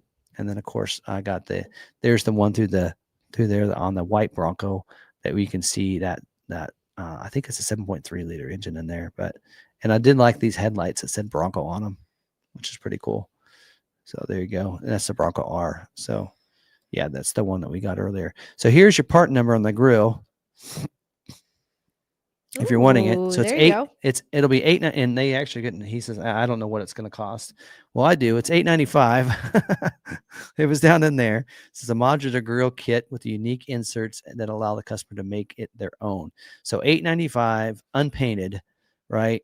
And that's a Ford Performance Parts accessory number right there. There you go. So if you want that grill. So that's what it is. I kind of took both. Now, also, this here is the wheel. If that looks close, that is the almost exact same wheel as the 60th anniversary. The only difference is the 60th anniversary color is gravity gray. Right. And I believe this is a different color. It's a bronze accent. So that one there is the bronze wheel. It says, even does say Bronco 60th bronze wheel. So that's $2,350, and that's for 5 wheels. So there you go. Not including tires. But there's your part number if you want to get that and be ready once it's available. So they had those. So any of the things that they showed in the show, they placed it on display here in a certain section, which was really enlightening to go through, because you didn't actually have to go to all the booths. Trail Hunter, they were at Bronco Supercell Colorado as well. So he had his Bronco there, and he was helping out at the Turn Off-Road booth. So there you go. And then we do have this one here, which is pretty cool, with some nice baby blue colors on it, with a black painted top and everything. So that one looked pretty cool as well. And then of course we did see a classic Bronco. Yes. Classico Bronco, I think. Anyway, I followed him, and he's like, hey, come check out my Bronco. You highlighted it last year, and there it is. And actually he had a for sale sign on it. Really? Yeah. Surprised that he's going to sell it, but there you go. So anyway, that was there. So we did a couple pictures of that. So, because I thought the backside looked really cool with some of the different things, and they had the turn off road thing that I really want. Yeah. I really want that, by the way. And then there's another classic Bronco, and then there's some along the West Hall on the way as you're walking to it. So I got pictures of some of them, including Team 189. Yeah. That's not the team you're talking to that you interviewed? No, I was with 131. 131. So Team 189. I know they have this is a Ranger Raptor, but I think they did pretty well too. They did. So, and then there's that Bronco, and there's a Whipple supercharger right there. So that would be a 5.0 with a Whipple supercharger in it. So there you go. So there's all the photos that I had from that, and went to talking about some of the booths that I actually enjoyed going to and talking about. Turn Off Road's got a new hardtop. Again, I did a short on that one. Check that one out. It has glass top. Did you see that short? It has the glass windows. Yeah. And they pop down and even can come out completely. Yeah. And supposedly they said they tested it against the factory hardtops, and they're 10 decibels quieter than the factory hardtops are. And Derek's always wanting a quieter Bronco top. Yes. So that one, I don't know. So again, not everybody likes a soft top, evidently, because for one, we haven't sold the 2 that we got in stock yet. And I really thought they'd sell really quick, and they're still here. And now I'm getting a little nervous, because I was like, oh, these are going to sell. Get a cloth top. People want a cloth top, and they're not selling. And we're going into winter. That's the problem, is we got it at the wrong time. It's kind of like Mustangs. You don't order convertible Mustangs to show up at the end of summer. You should get them to show up in March before summer hits, and then they sell. Everyone. I'm like, anyway. So I don't know if I'll ever get a hard top, but there you go. In fact, I got a second cloth top that I still haven't put on yet. But yeah, so yeah. And so I like Turn Off Road, And they have new portals. They're going to be coming out. So portals go on the hub, so you don't have to, it helps you. You can take it from the hub and then put a suspension upgrade on top of it. But initially you put it on the hub and you got it automatically lifts your vehicle up. And so they're saying they're going to come into market as some of the cheapest portals out there. Okay. And they're well built. We saw them there. They showcased them. Anyway, I thought it was funny because he didn't even catch it. But it was sitting there on this little thing that was rotating around. I said, "Oh, cool. Turn Off Road has a turntable for their portal." And she goes, "Oh, I didn't catch that." I'm like, "Now you can use it the rest of the week." So there you to go. see our Turn Off Road Table. portals. Anyway, yeah, that was good. The T-Mat system, and that is a mat system that you can put in the back of your truck. So those with Mavericks out there. So check out the Midnight Maverick on Instagram. And he knew about this company from one of the overlanding trips he went on, one of the overlanding conferences he went to, where they had some people getting together. And it's a way to section out. You basically have a mat that you can customize. You buy them in bulk pieces, right? Or strips. So that way you can section out and fit it to where it will work for your vehicle. Okay. And the whole time I envisioned this on my slide out, my cargo slide from Mountains to Metal. Yeah. Because even though it has some things, some of them are too far apart. Okay. So you have these big openings and bolts, but having to fit something in there, it just isn't working. Well, they have this mat system that has these like interlockings that like they're like X's, and you can put different like things that stick up. And I don't know if you've seen the Bronco one where they have the cargo mat that has the box thing and it has things in the bottom. It's kind of like that system. Yeah. But it's pretty cool. They also have some other things you can put in there, and you can actually have some of them that move. So you can pull them down, take out your cooler, put your cooler in, push them up against it, so your cooler doesn't go anywhere. So Right. I'm already envisioning this. So I actually talking to them. We might work out an agreement where I do a video for them for a Bronco, because they have like Midnight Maverick that's done something for them on the Maverick. Okay. But they would love to see other SUVs using this as well, so they could see the envision, and they'd like to see how it would work with my Bronco. Yeah. And so I said, yeah, I'd love to work with you on that. So I think they're going to send me a system so that I can do a video on it and highlight it for them. So we'll be working with them. So anyway, that was pretty cool. Like I said, that Molly system, I think it was XG Cargo or something like that. That's pretty cool. Might see that in my Maverick or my Bronco at some point. And let's see what else. Yeah, I don't know. I was kind of looking at lighting too for the Bronco, but Yeah. I didn't see anything that I don't already think I have that I need. Somebody, gosh, man, one of them, you could put yellow lights instead of the whites. Man, I don't know where I saw that, but you could switch out something. Now I can't remember. There's so much things that I saw, but yeah, I was at a booth and you said you could switch some things out, some lights out and some things, but anyway, but yeah, so pretty cool stuff.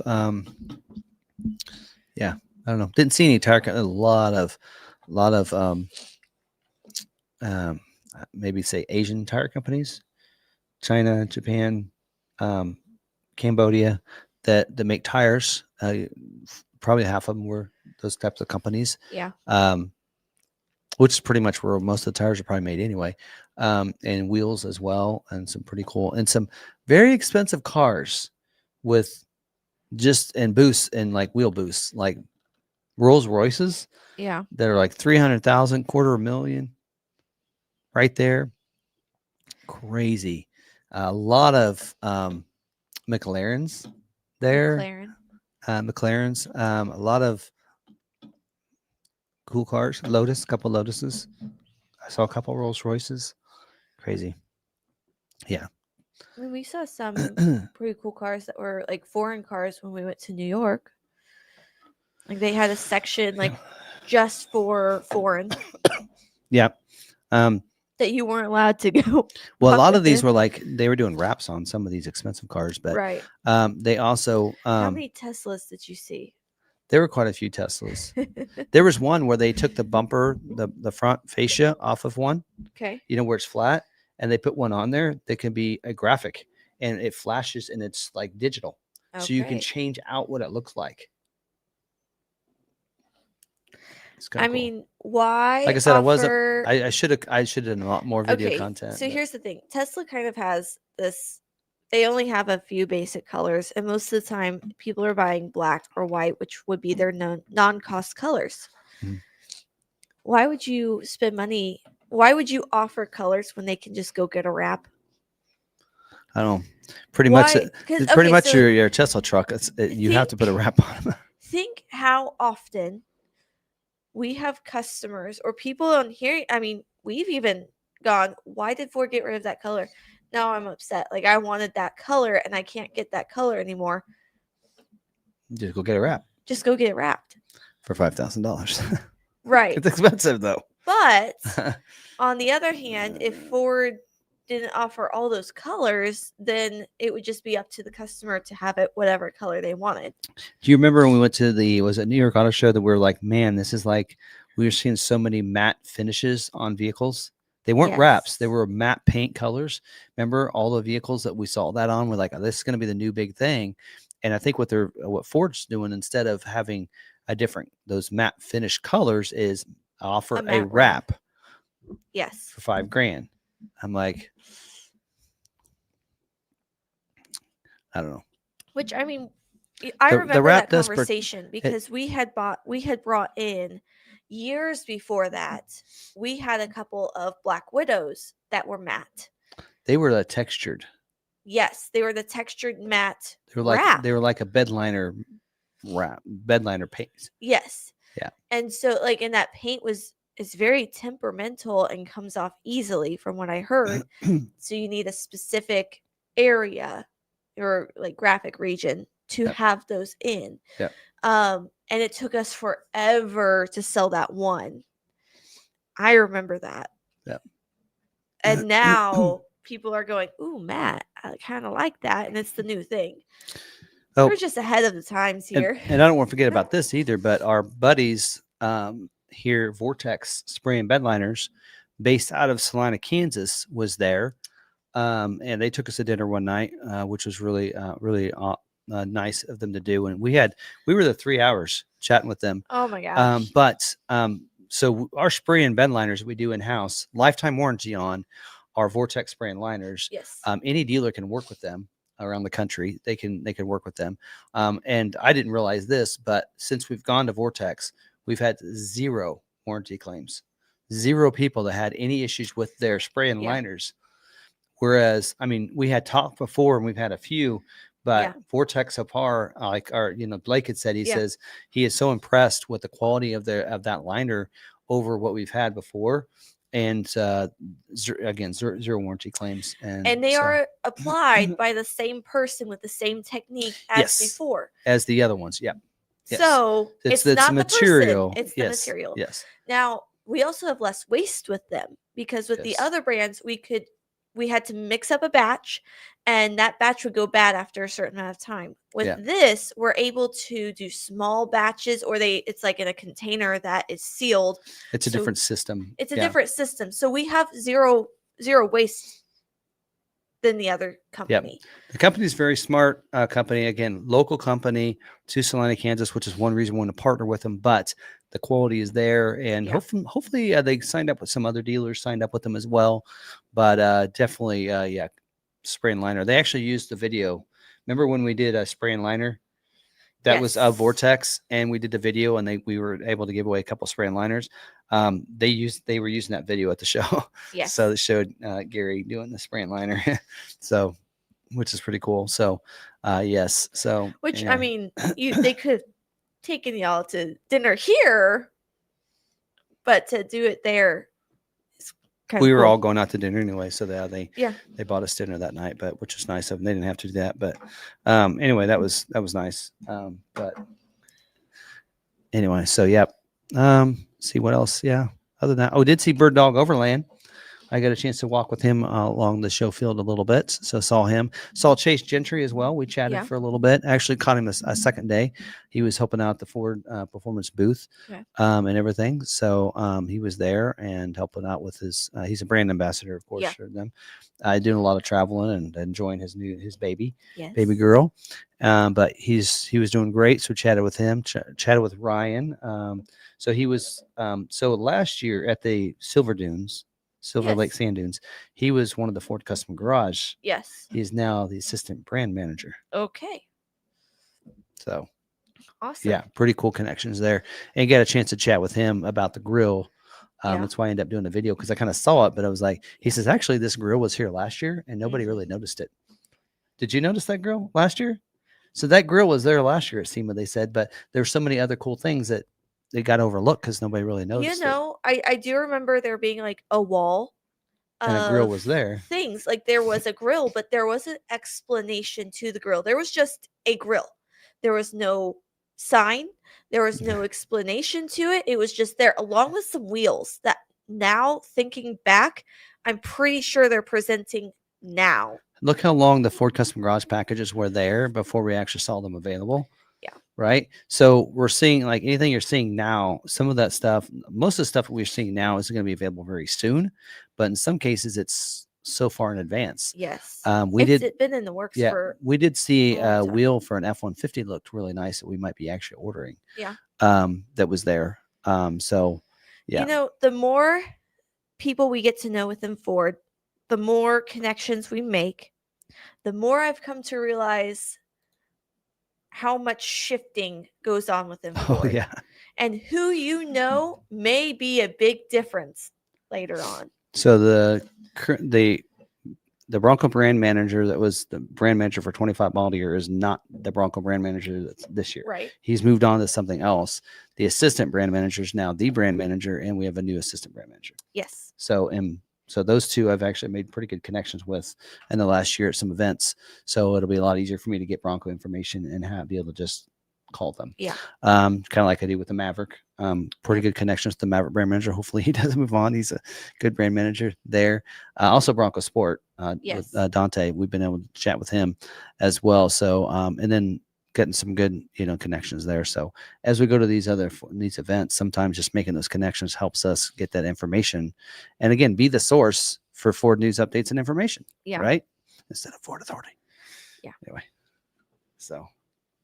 All right. Any questions or comments?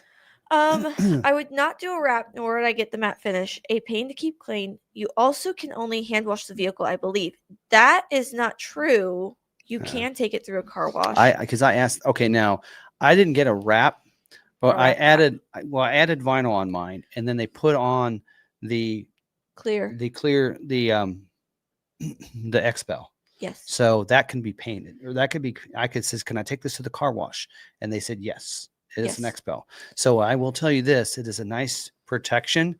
Like mine, the only part that's protected on mine is where the vinyl is. So that bottom part of mine on the side is protected. And I can say we took it. Did I show you that clip? Yes. That video. So I went off-roading, and there's a spot on my paint where it right at the top of the vinyl, it goes up, and it didn't start there. No. So it didn't. It protected that vinyl. The vinyl and the PPF and Expel that we have currently is not what it once was. Yeah. When they started doing the wraps, you shouldn't have taken it through the car wash. You don't. You hand wash. Depends on the company and what it is. Yes. Too. Some are a lot thicker. Some are less temperamental. We get ours through a company, and they were there, and you could see how thick it was. Yeah. And how it's thick. Yes. Because I think it also depends on if it's a full wrap versus, some take off each panel and wrap. Now mine's not a matte. You can get a matte look. Yes. And mine wasn't a matte. It shook it and didn't change the look of my graphic at all. Right. Even the matte should still be thick enough that you can take it through a car wash and it's not going to affect it. Yeah. I think some people might think that it's going to come off. Now, who does it as well? So when I say a wrap, they take and they wrap it around the panels. So like what Ford's doing on theirs, their wrap goes to the edge and they cut it along the edge. Yes. So those I could see collecting dust and stuff along that edge, and I could see you not wanting to take that through a car wash. Right, because it could peel, kind of like on my water bottle. I have my sticker here. You Don't could want to start take that. peeling from an And edge, start right? peeling. My child did this, by the way. So Right, and so I can see that because I see Yes. that with a lot of people that ask for about the paint protective film. Yes. On from the factory, and like they don't even say what all they put on it, but they put a little bit on the hood. A lot of people don't want it, and I would agree, if you're gonna do something like that, do the whole section. Yes. So if you're gonna do not part of the hood, do the whole hood. Yes. If you're going to protect you want the fenders, do the entire fender. Yeah. Back to the edge. That way you don't have this line in that panel. Now, right? I do have a question about that, because I had someone call and ask about that paint protection. That's just on the hood, correct? Or is that a full body paint protection It is wrap? not a full body. A full That's body. what I thought. No, it's not a full body. Okay. It's supposed to be just be the front. That's what So I thought. it's not even the whole hood. It's just a section of the hood. Right. And it's just the section of the fenders. Right. I would recommend to So- anybody that's ordering from us, do not get it. No. Talk to our aftermarket and talk to them about what's the best to Yes. protect your vehicle. Now, because he said his dealership told him, he's like, I got the full body or that protection, the paint protection put on mine, and you can't even tell it's on there, and Because it's not. they're saying it's full body, and I'm like, they are wrong. They Yeah. are wrong. And he's like, what? I was If like, it's not $5,000, then it's not a full body. well, I was like, send me your VIN. I want to look up your window sticker. Yeah. I looked it up. They didn't put paint protection on there. I was like, you know what? I think that they sold you. We have a paint protection product that we have called paint protection for the longest time, and it's a Pro Pack. That is just a wax sealant that we put on there, that all, because the guy said his salesman told him that that paint protection package from Ford also covers the interior. And I was like, no. Ford's is And I not was like, they sold you a paint protection package from them. So they put Yes. on a wax coating, because what we do is we put on wax coating and we put on a coat on the furniture. So that way, if you get spills, it's warranted. Yep. Bring it in. We'll remove the spills, the stains and whatnot. Also, if you get chips in your paint, we help cover the fixing Ours is of the that. carpet sealant as well. Yes. Spray. So I was like, carpet. that's what they sold you. You do not have the paint protection sealant or whatever From the from factory. Ford, from factory. They sold you an aftermarket package. He's like, oh, really? I was like, yeah, no, don't order that package on your vehicle. You're going to want to work with an aftermarket team to get that put on. So I was correct in what I was stating.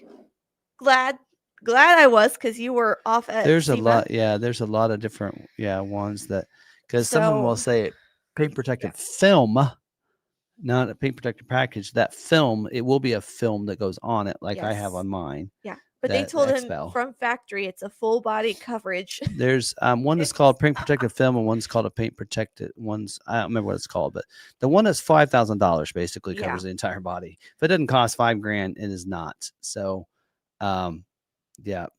But anyways, back to that whole debunking of that. You can take it through the car wash, no problem. You don't, especially if it's an aftermarket wrap.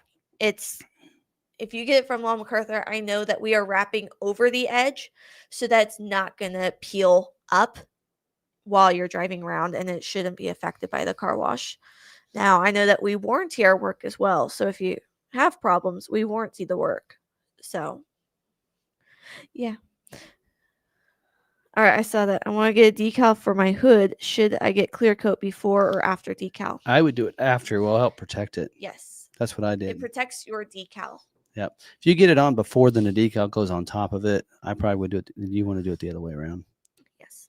And Yeah. you can get like if you get a decal, it's a matte finish. Now- You can get a. If you put a wrap on top of it, you just decide if you want. Like if it's it's a more of a matte finish decal, then you want a matte finish, wrap on it, so Yeah. it keeps that same look. Yeah. Right. And because you don't want a glossy X-Bell on top, right of a matte finish. It Right. kind of defeats that purpose. But Now, do you remember when we got the GT, the special one that West and North got? yeah, They brought someone in to do a clear wrap on that, because at that time doing wraps was not as common. It was still a very rare find to have a clear wrap like that done. Now we do them ourselves, you know. So yeah, that cost $15,000 in that vehicle. But they also say, like, I heard that that TC Customs got a GTD in, Yeah. and they cannot drive it for a month or something like that because the paint hasn't cured, so it takes that long for it to cure before you can put the wrap on. Oh my gosh. So they're waiting for that, so then they can put the wrap on, because if you drive it, you could get rocks and stuff in it, right? So they say you can't really even drive the vehicle for a month before that. Yeah. So, which I mean wasn't a problem for our guys because they don't drive it, but rich people's problems, I guess. Can't drive my car for a month. The only cars that don't just pretend it's not here yet. Park it on the showroom, put cones around it. We're not moving it. No. All right. I already talked to Laura about that. Okay. Yeah, you can message me. Yep. Yeah, I don't know what questions you have about that, but okay. Wondering if they added stuff to the ORV package. Not sure if the Fox shocks were on. It did seem like there were some other things on it, like the auxiliary switches was not part of it. That's a new option you can get now. You can get those auxiliary switches. Again, it's 4 buttons instead of 6, which is not a bad option, I guess, to add on. I kind of talked to him about my disgruntledness about, I'm at the point right now, I don't see a Bronco. I says, the last 3 years, I have not seen a Bronco build that I feel like is better than what I have. I said, because I said, you've added some bigger screens, but those aren't important to me.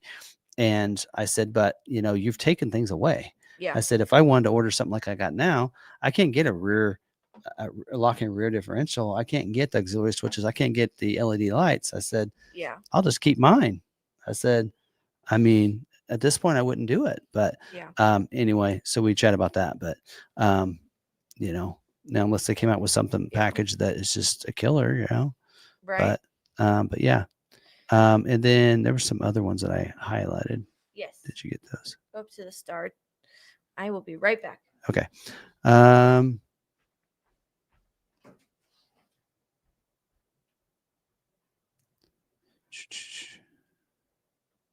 Let's see here.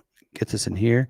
Said Diode Dynamics has dual colored lights coming out. So there you go. Maybe that's what I was thinking of. I didn't go by their booth though. Like I said, I was in the West Hall so many times, but some of them were in the corners. I missed some of them. But yeah, there's that. Oh yes, and then Team 189 is Amanda Walden's. That is correct. So yeah, so there you go. And that's who that was. So yes, I forgot about that. So and then yes, and then I think we answered this one, right? I would not do a wrap, nor would I get a matte finish. A pain to keep clean. Also can only hand wash. Well, yeah, we talked about that a little bit, right? So and I think it really just depends on kind of wrap and how it's wrapped. I actually have taken mine to the car wash about 3 times, I think, since I got mine done. So should be good there. Sarah left those last couple. I didn't know if you'd already answered those or wanted to answer those, okay. But I had not answered this one. Is there an email address to offer Ford suggestions? Not really. Okay. I don't know how they get feedback from people. They say they get this feedback from people, and I'm like, where are you getting this feedback from? But not that I'm aware of. So, is there a way to view Patreon videos on PC? Is there an app on similar? I think that's TV with a phone. So all the videos should be able to be played. So I noticed that I can get on Patreon on my PC as well as on my phone. On my phone, it's an app, but on your PC, you should be able to get on Patreon. And you are a Coffee Time. I think I saw that. So you should be able to see yesterday's video on your PC. Yes. I'd assume, because now I didn't realize this, but I can upload them straight to Patreon, not as a link. So Yes. As for watching on a TV, because we've had some members asking about if we're streaming to Patreon. Oh, they watch the videos. They watch the videos on their TV and comment with their tablet or phone. So I'm going to do some research and see if there are some streaming devices or ways that you can do it. You might be able to at least cast it, like cast your screen up there. Yeah. Oh, it's a website, so it should be able to. I mean, if you could do any website, then you could. Should be able to work. So, Yeah.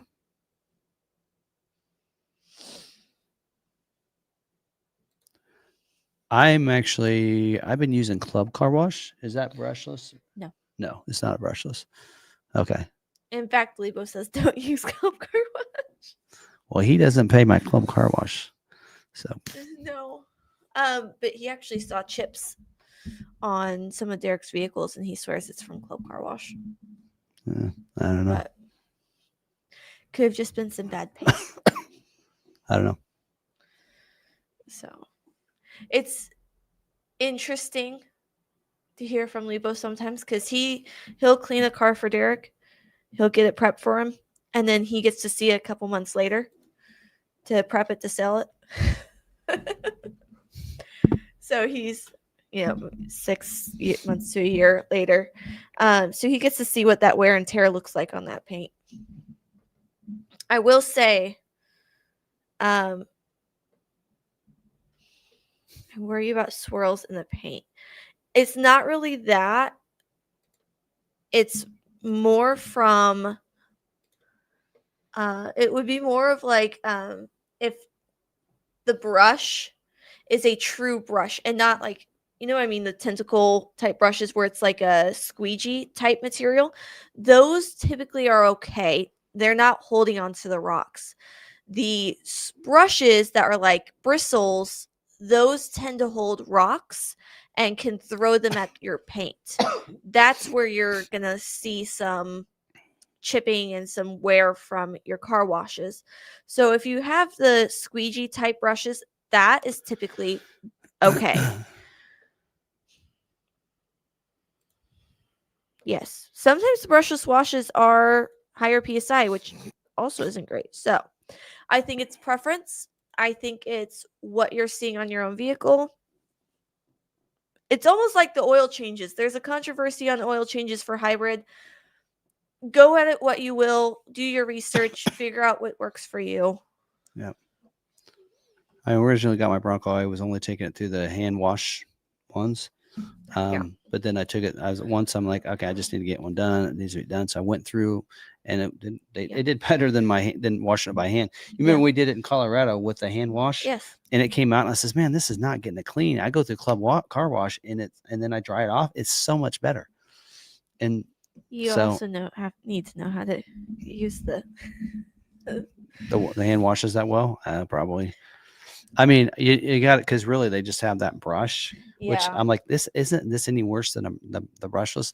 So you really got to take and get the cloth and the hand wash it too, really. But anyway, so yeah. So I will say, Lebo wanted me to mention on a live stream. I can't remember if I've mentioned it, but we went to go to the state fair, and it was pouring to the point where it was almost no visibility. We were on the highway. Now, most vehicles are going to have their wipers going 100 miles a minute. Lebo put ceramic coat on his windshield. We didn't have to turn the wipers on. The water was just rolling off. And when I turned on the wipers, it was worse.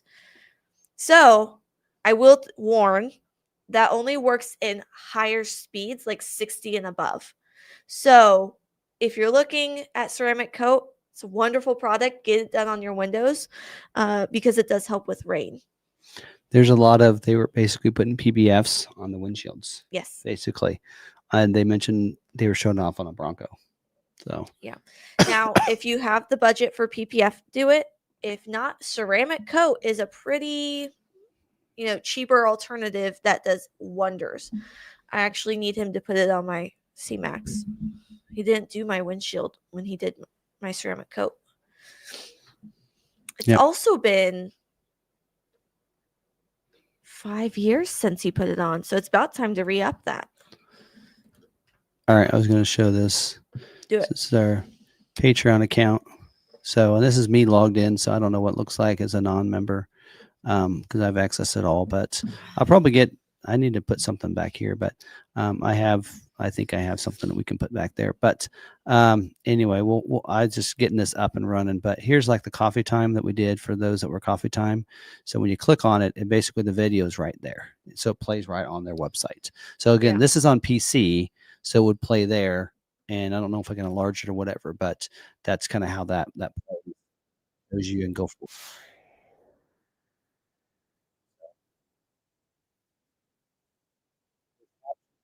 We don't want to do that because it probably doesn't.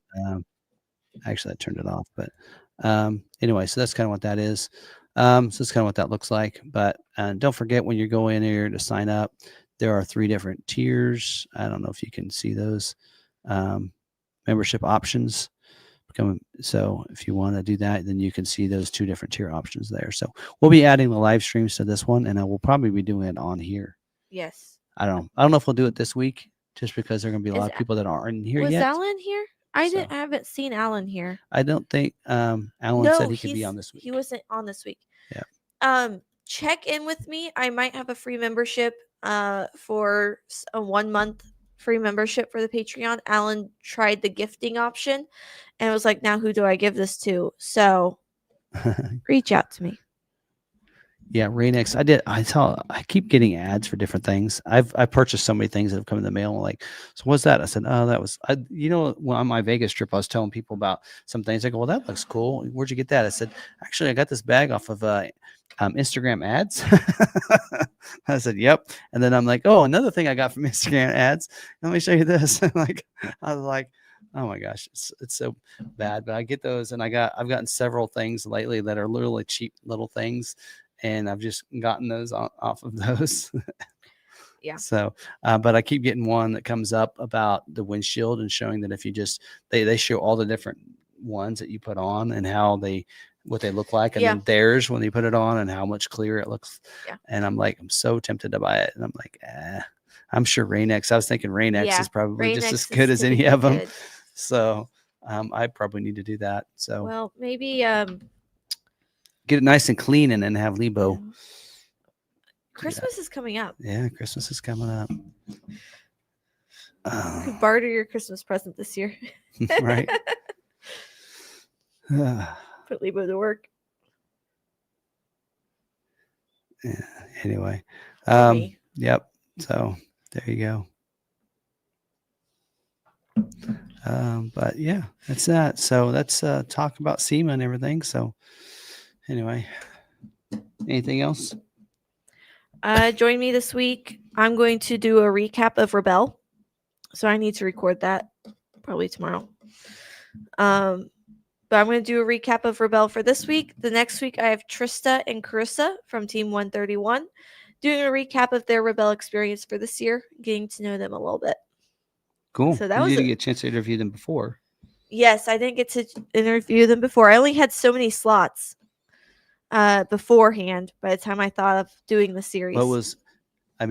We kind of got to talk to the guys, the husbands. Yes. They're the ones that sold you on the ladies when they came through, because we got a chance to talk to them for quite a bit before the ladies arrived. And so the husbands kind of said, you need to get a hold of Sarah. Yes. In fact, we didn't talk to them afterwards. So I kind of was like, I processed it. And I was like, oh, I should give them my card instead of giving it to them, because in all the shuffle, it'll get lost, I'm sure. So I made sure to give the husbands my card, and he made sure, Trista's husband made sure to give her my card and was like, reach out to her. Yeah. So they reached out. We got to chat. It was a lot of fun.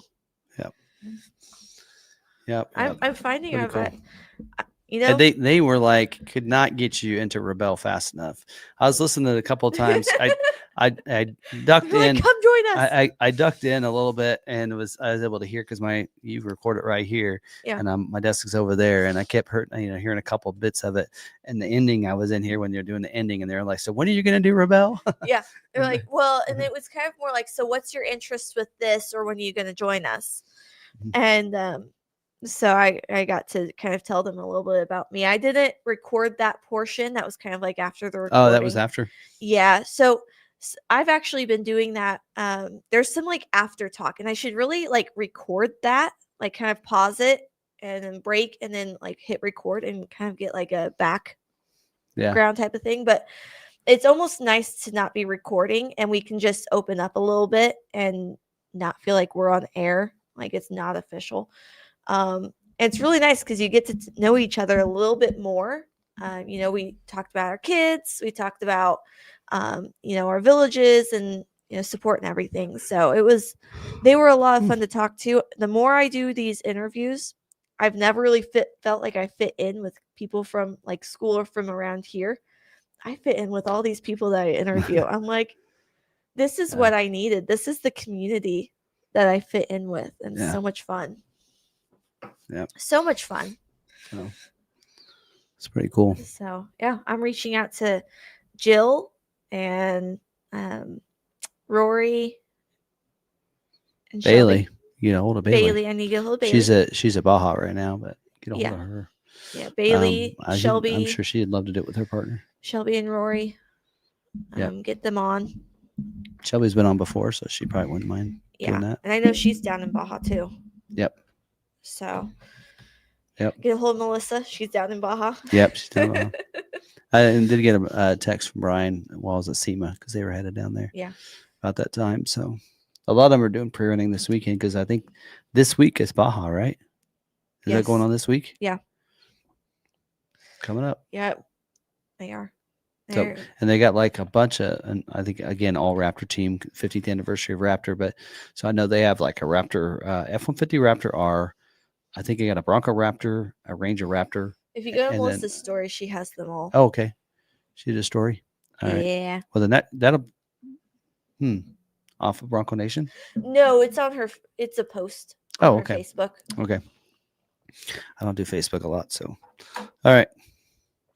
Anyway, it's crazy. Like she usually writes the articles for Bronco Nation, so I assume it's I bet you it's on Bronco Nation. Now too. I found like with Jess from Unbridled Bronco, Kelly from All Terrain Nation, Jill, and a couple of the other automotive journalists really rely on Facebook messaging instead of Instagram messaging because Instagram gets filled with so many spammers trying to get you to try a product or something. So they rely on Facebook. Yep. The new one I'm getting is people that are calling, that are texting me wrong numbers. And then they go, oh, well, I got one today. It was is hilarious. It was like, hey, I'm your downstairs neighbor. Can you turn your water off? And I'm like, I don't have anybody above me. Or below me. I'm in a house. So I hope not. You're not above me. And I'm like, I think you got the wrong number. And they're like, well, aren't you at this address in, this city? And I'm like, nope, I'm not. Oh, well, I'm a lonely girl. And this, I said, you just talk to your super, have good luck. And then I block them. It's like, this is ridiculous. I'm like, my gosh. I'm like, so anyway. I think because they think my number ends in 69, that it's something's implied there. And it's not. It's the number they gave me. At least it's not 67. Gosh. 67. That'd be better. Then all the kids would be calling me. Oh, gosh. You know what we're trying to ridiculous. Some parents are doing? They're taking 6-7. They're teaching them 8, 6, 7, 5, 3, 0, 9. 8, 6, 7. Getting them to sing 8, 6, 7, 5, 3, 0, 9. Hey, at least they're counting. They've got to 6 and 7. I think there's a joke in here somewhere about why do parents hate 6, 7? Because something about 8, 9.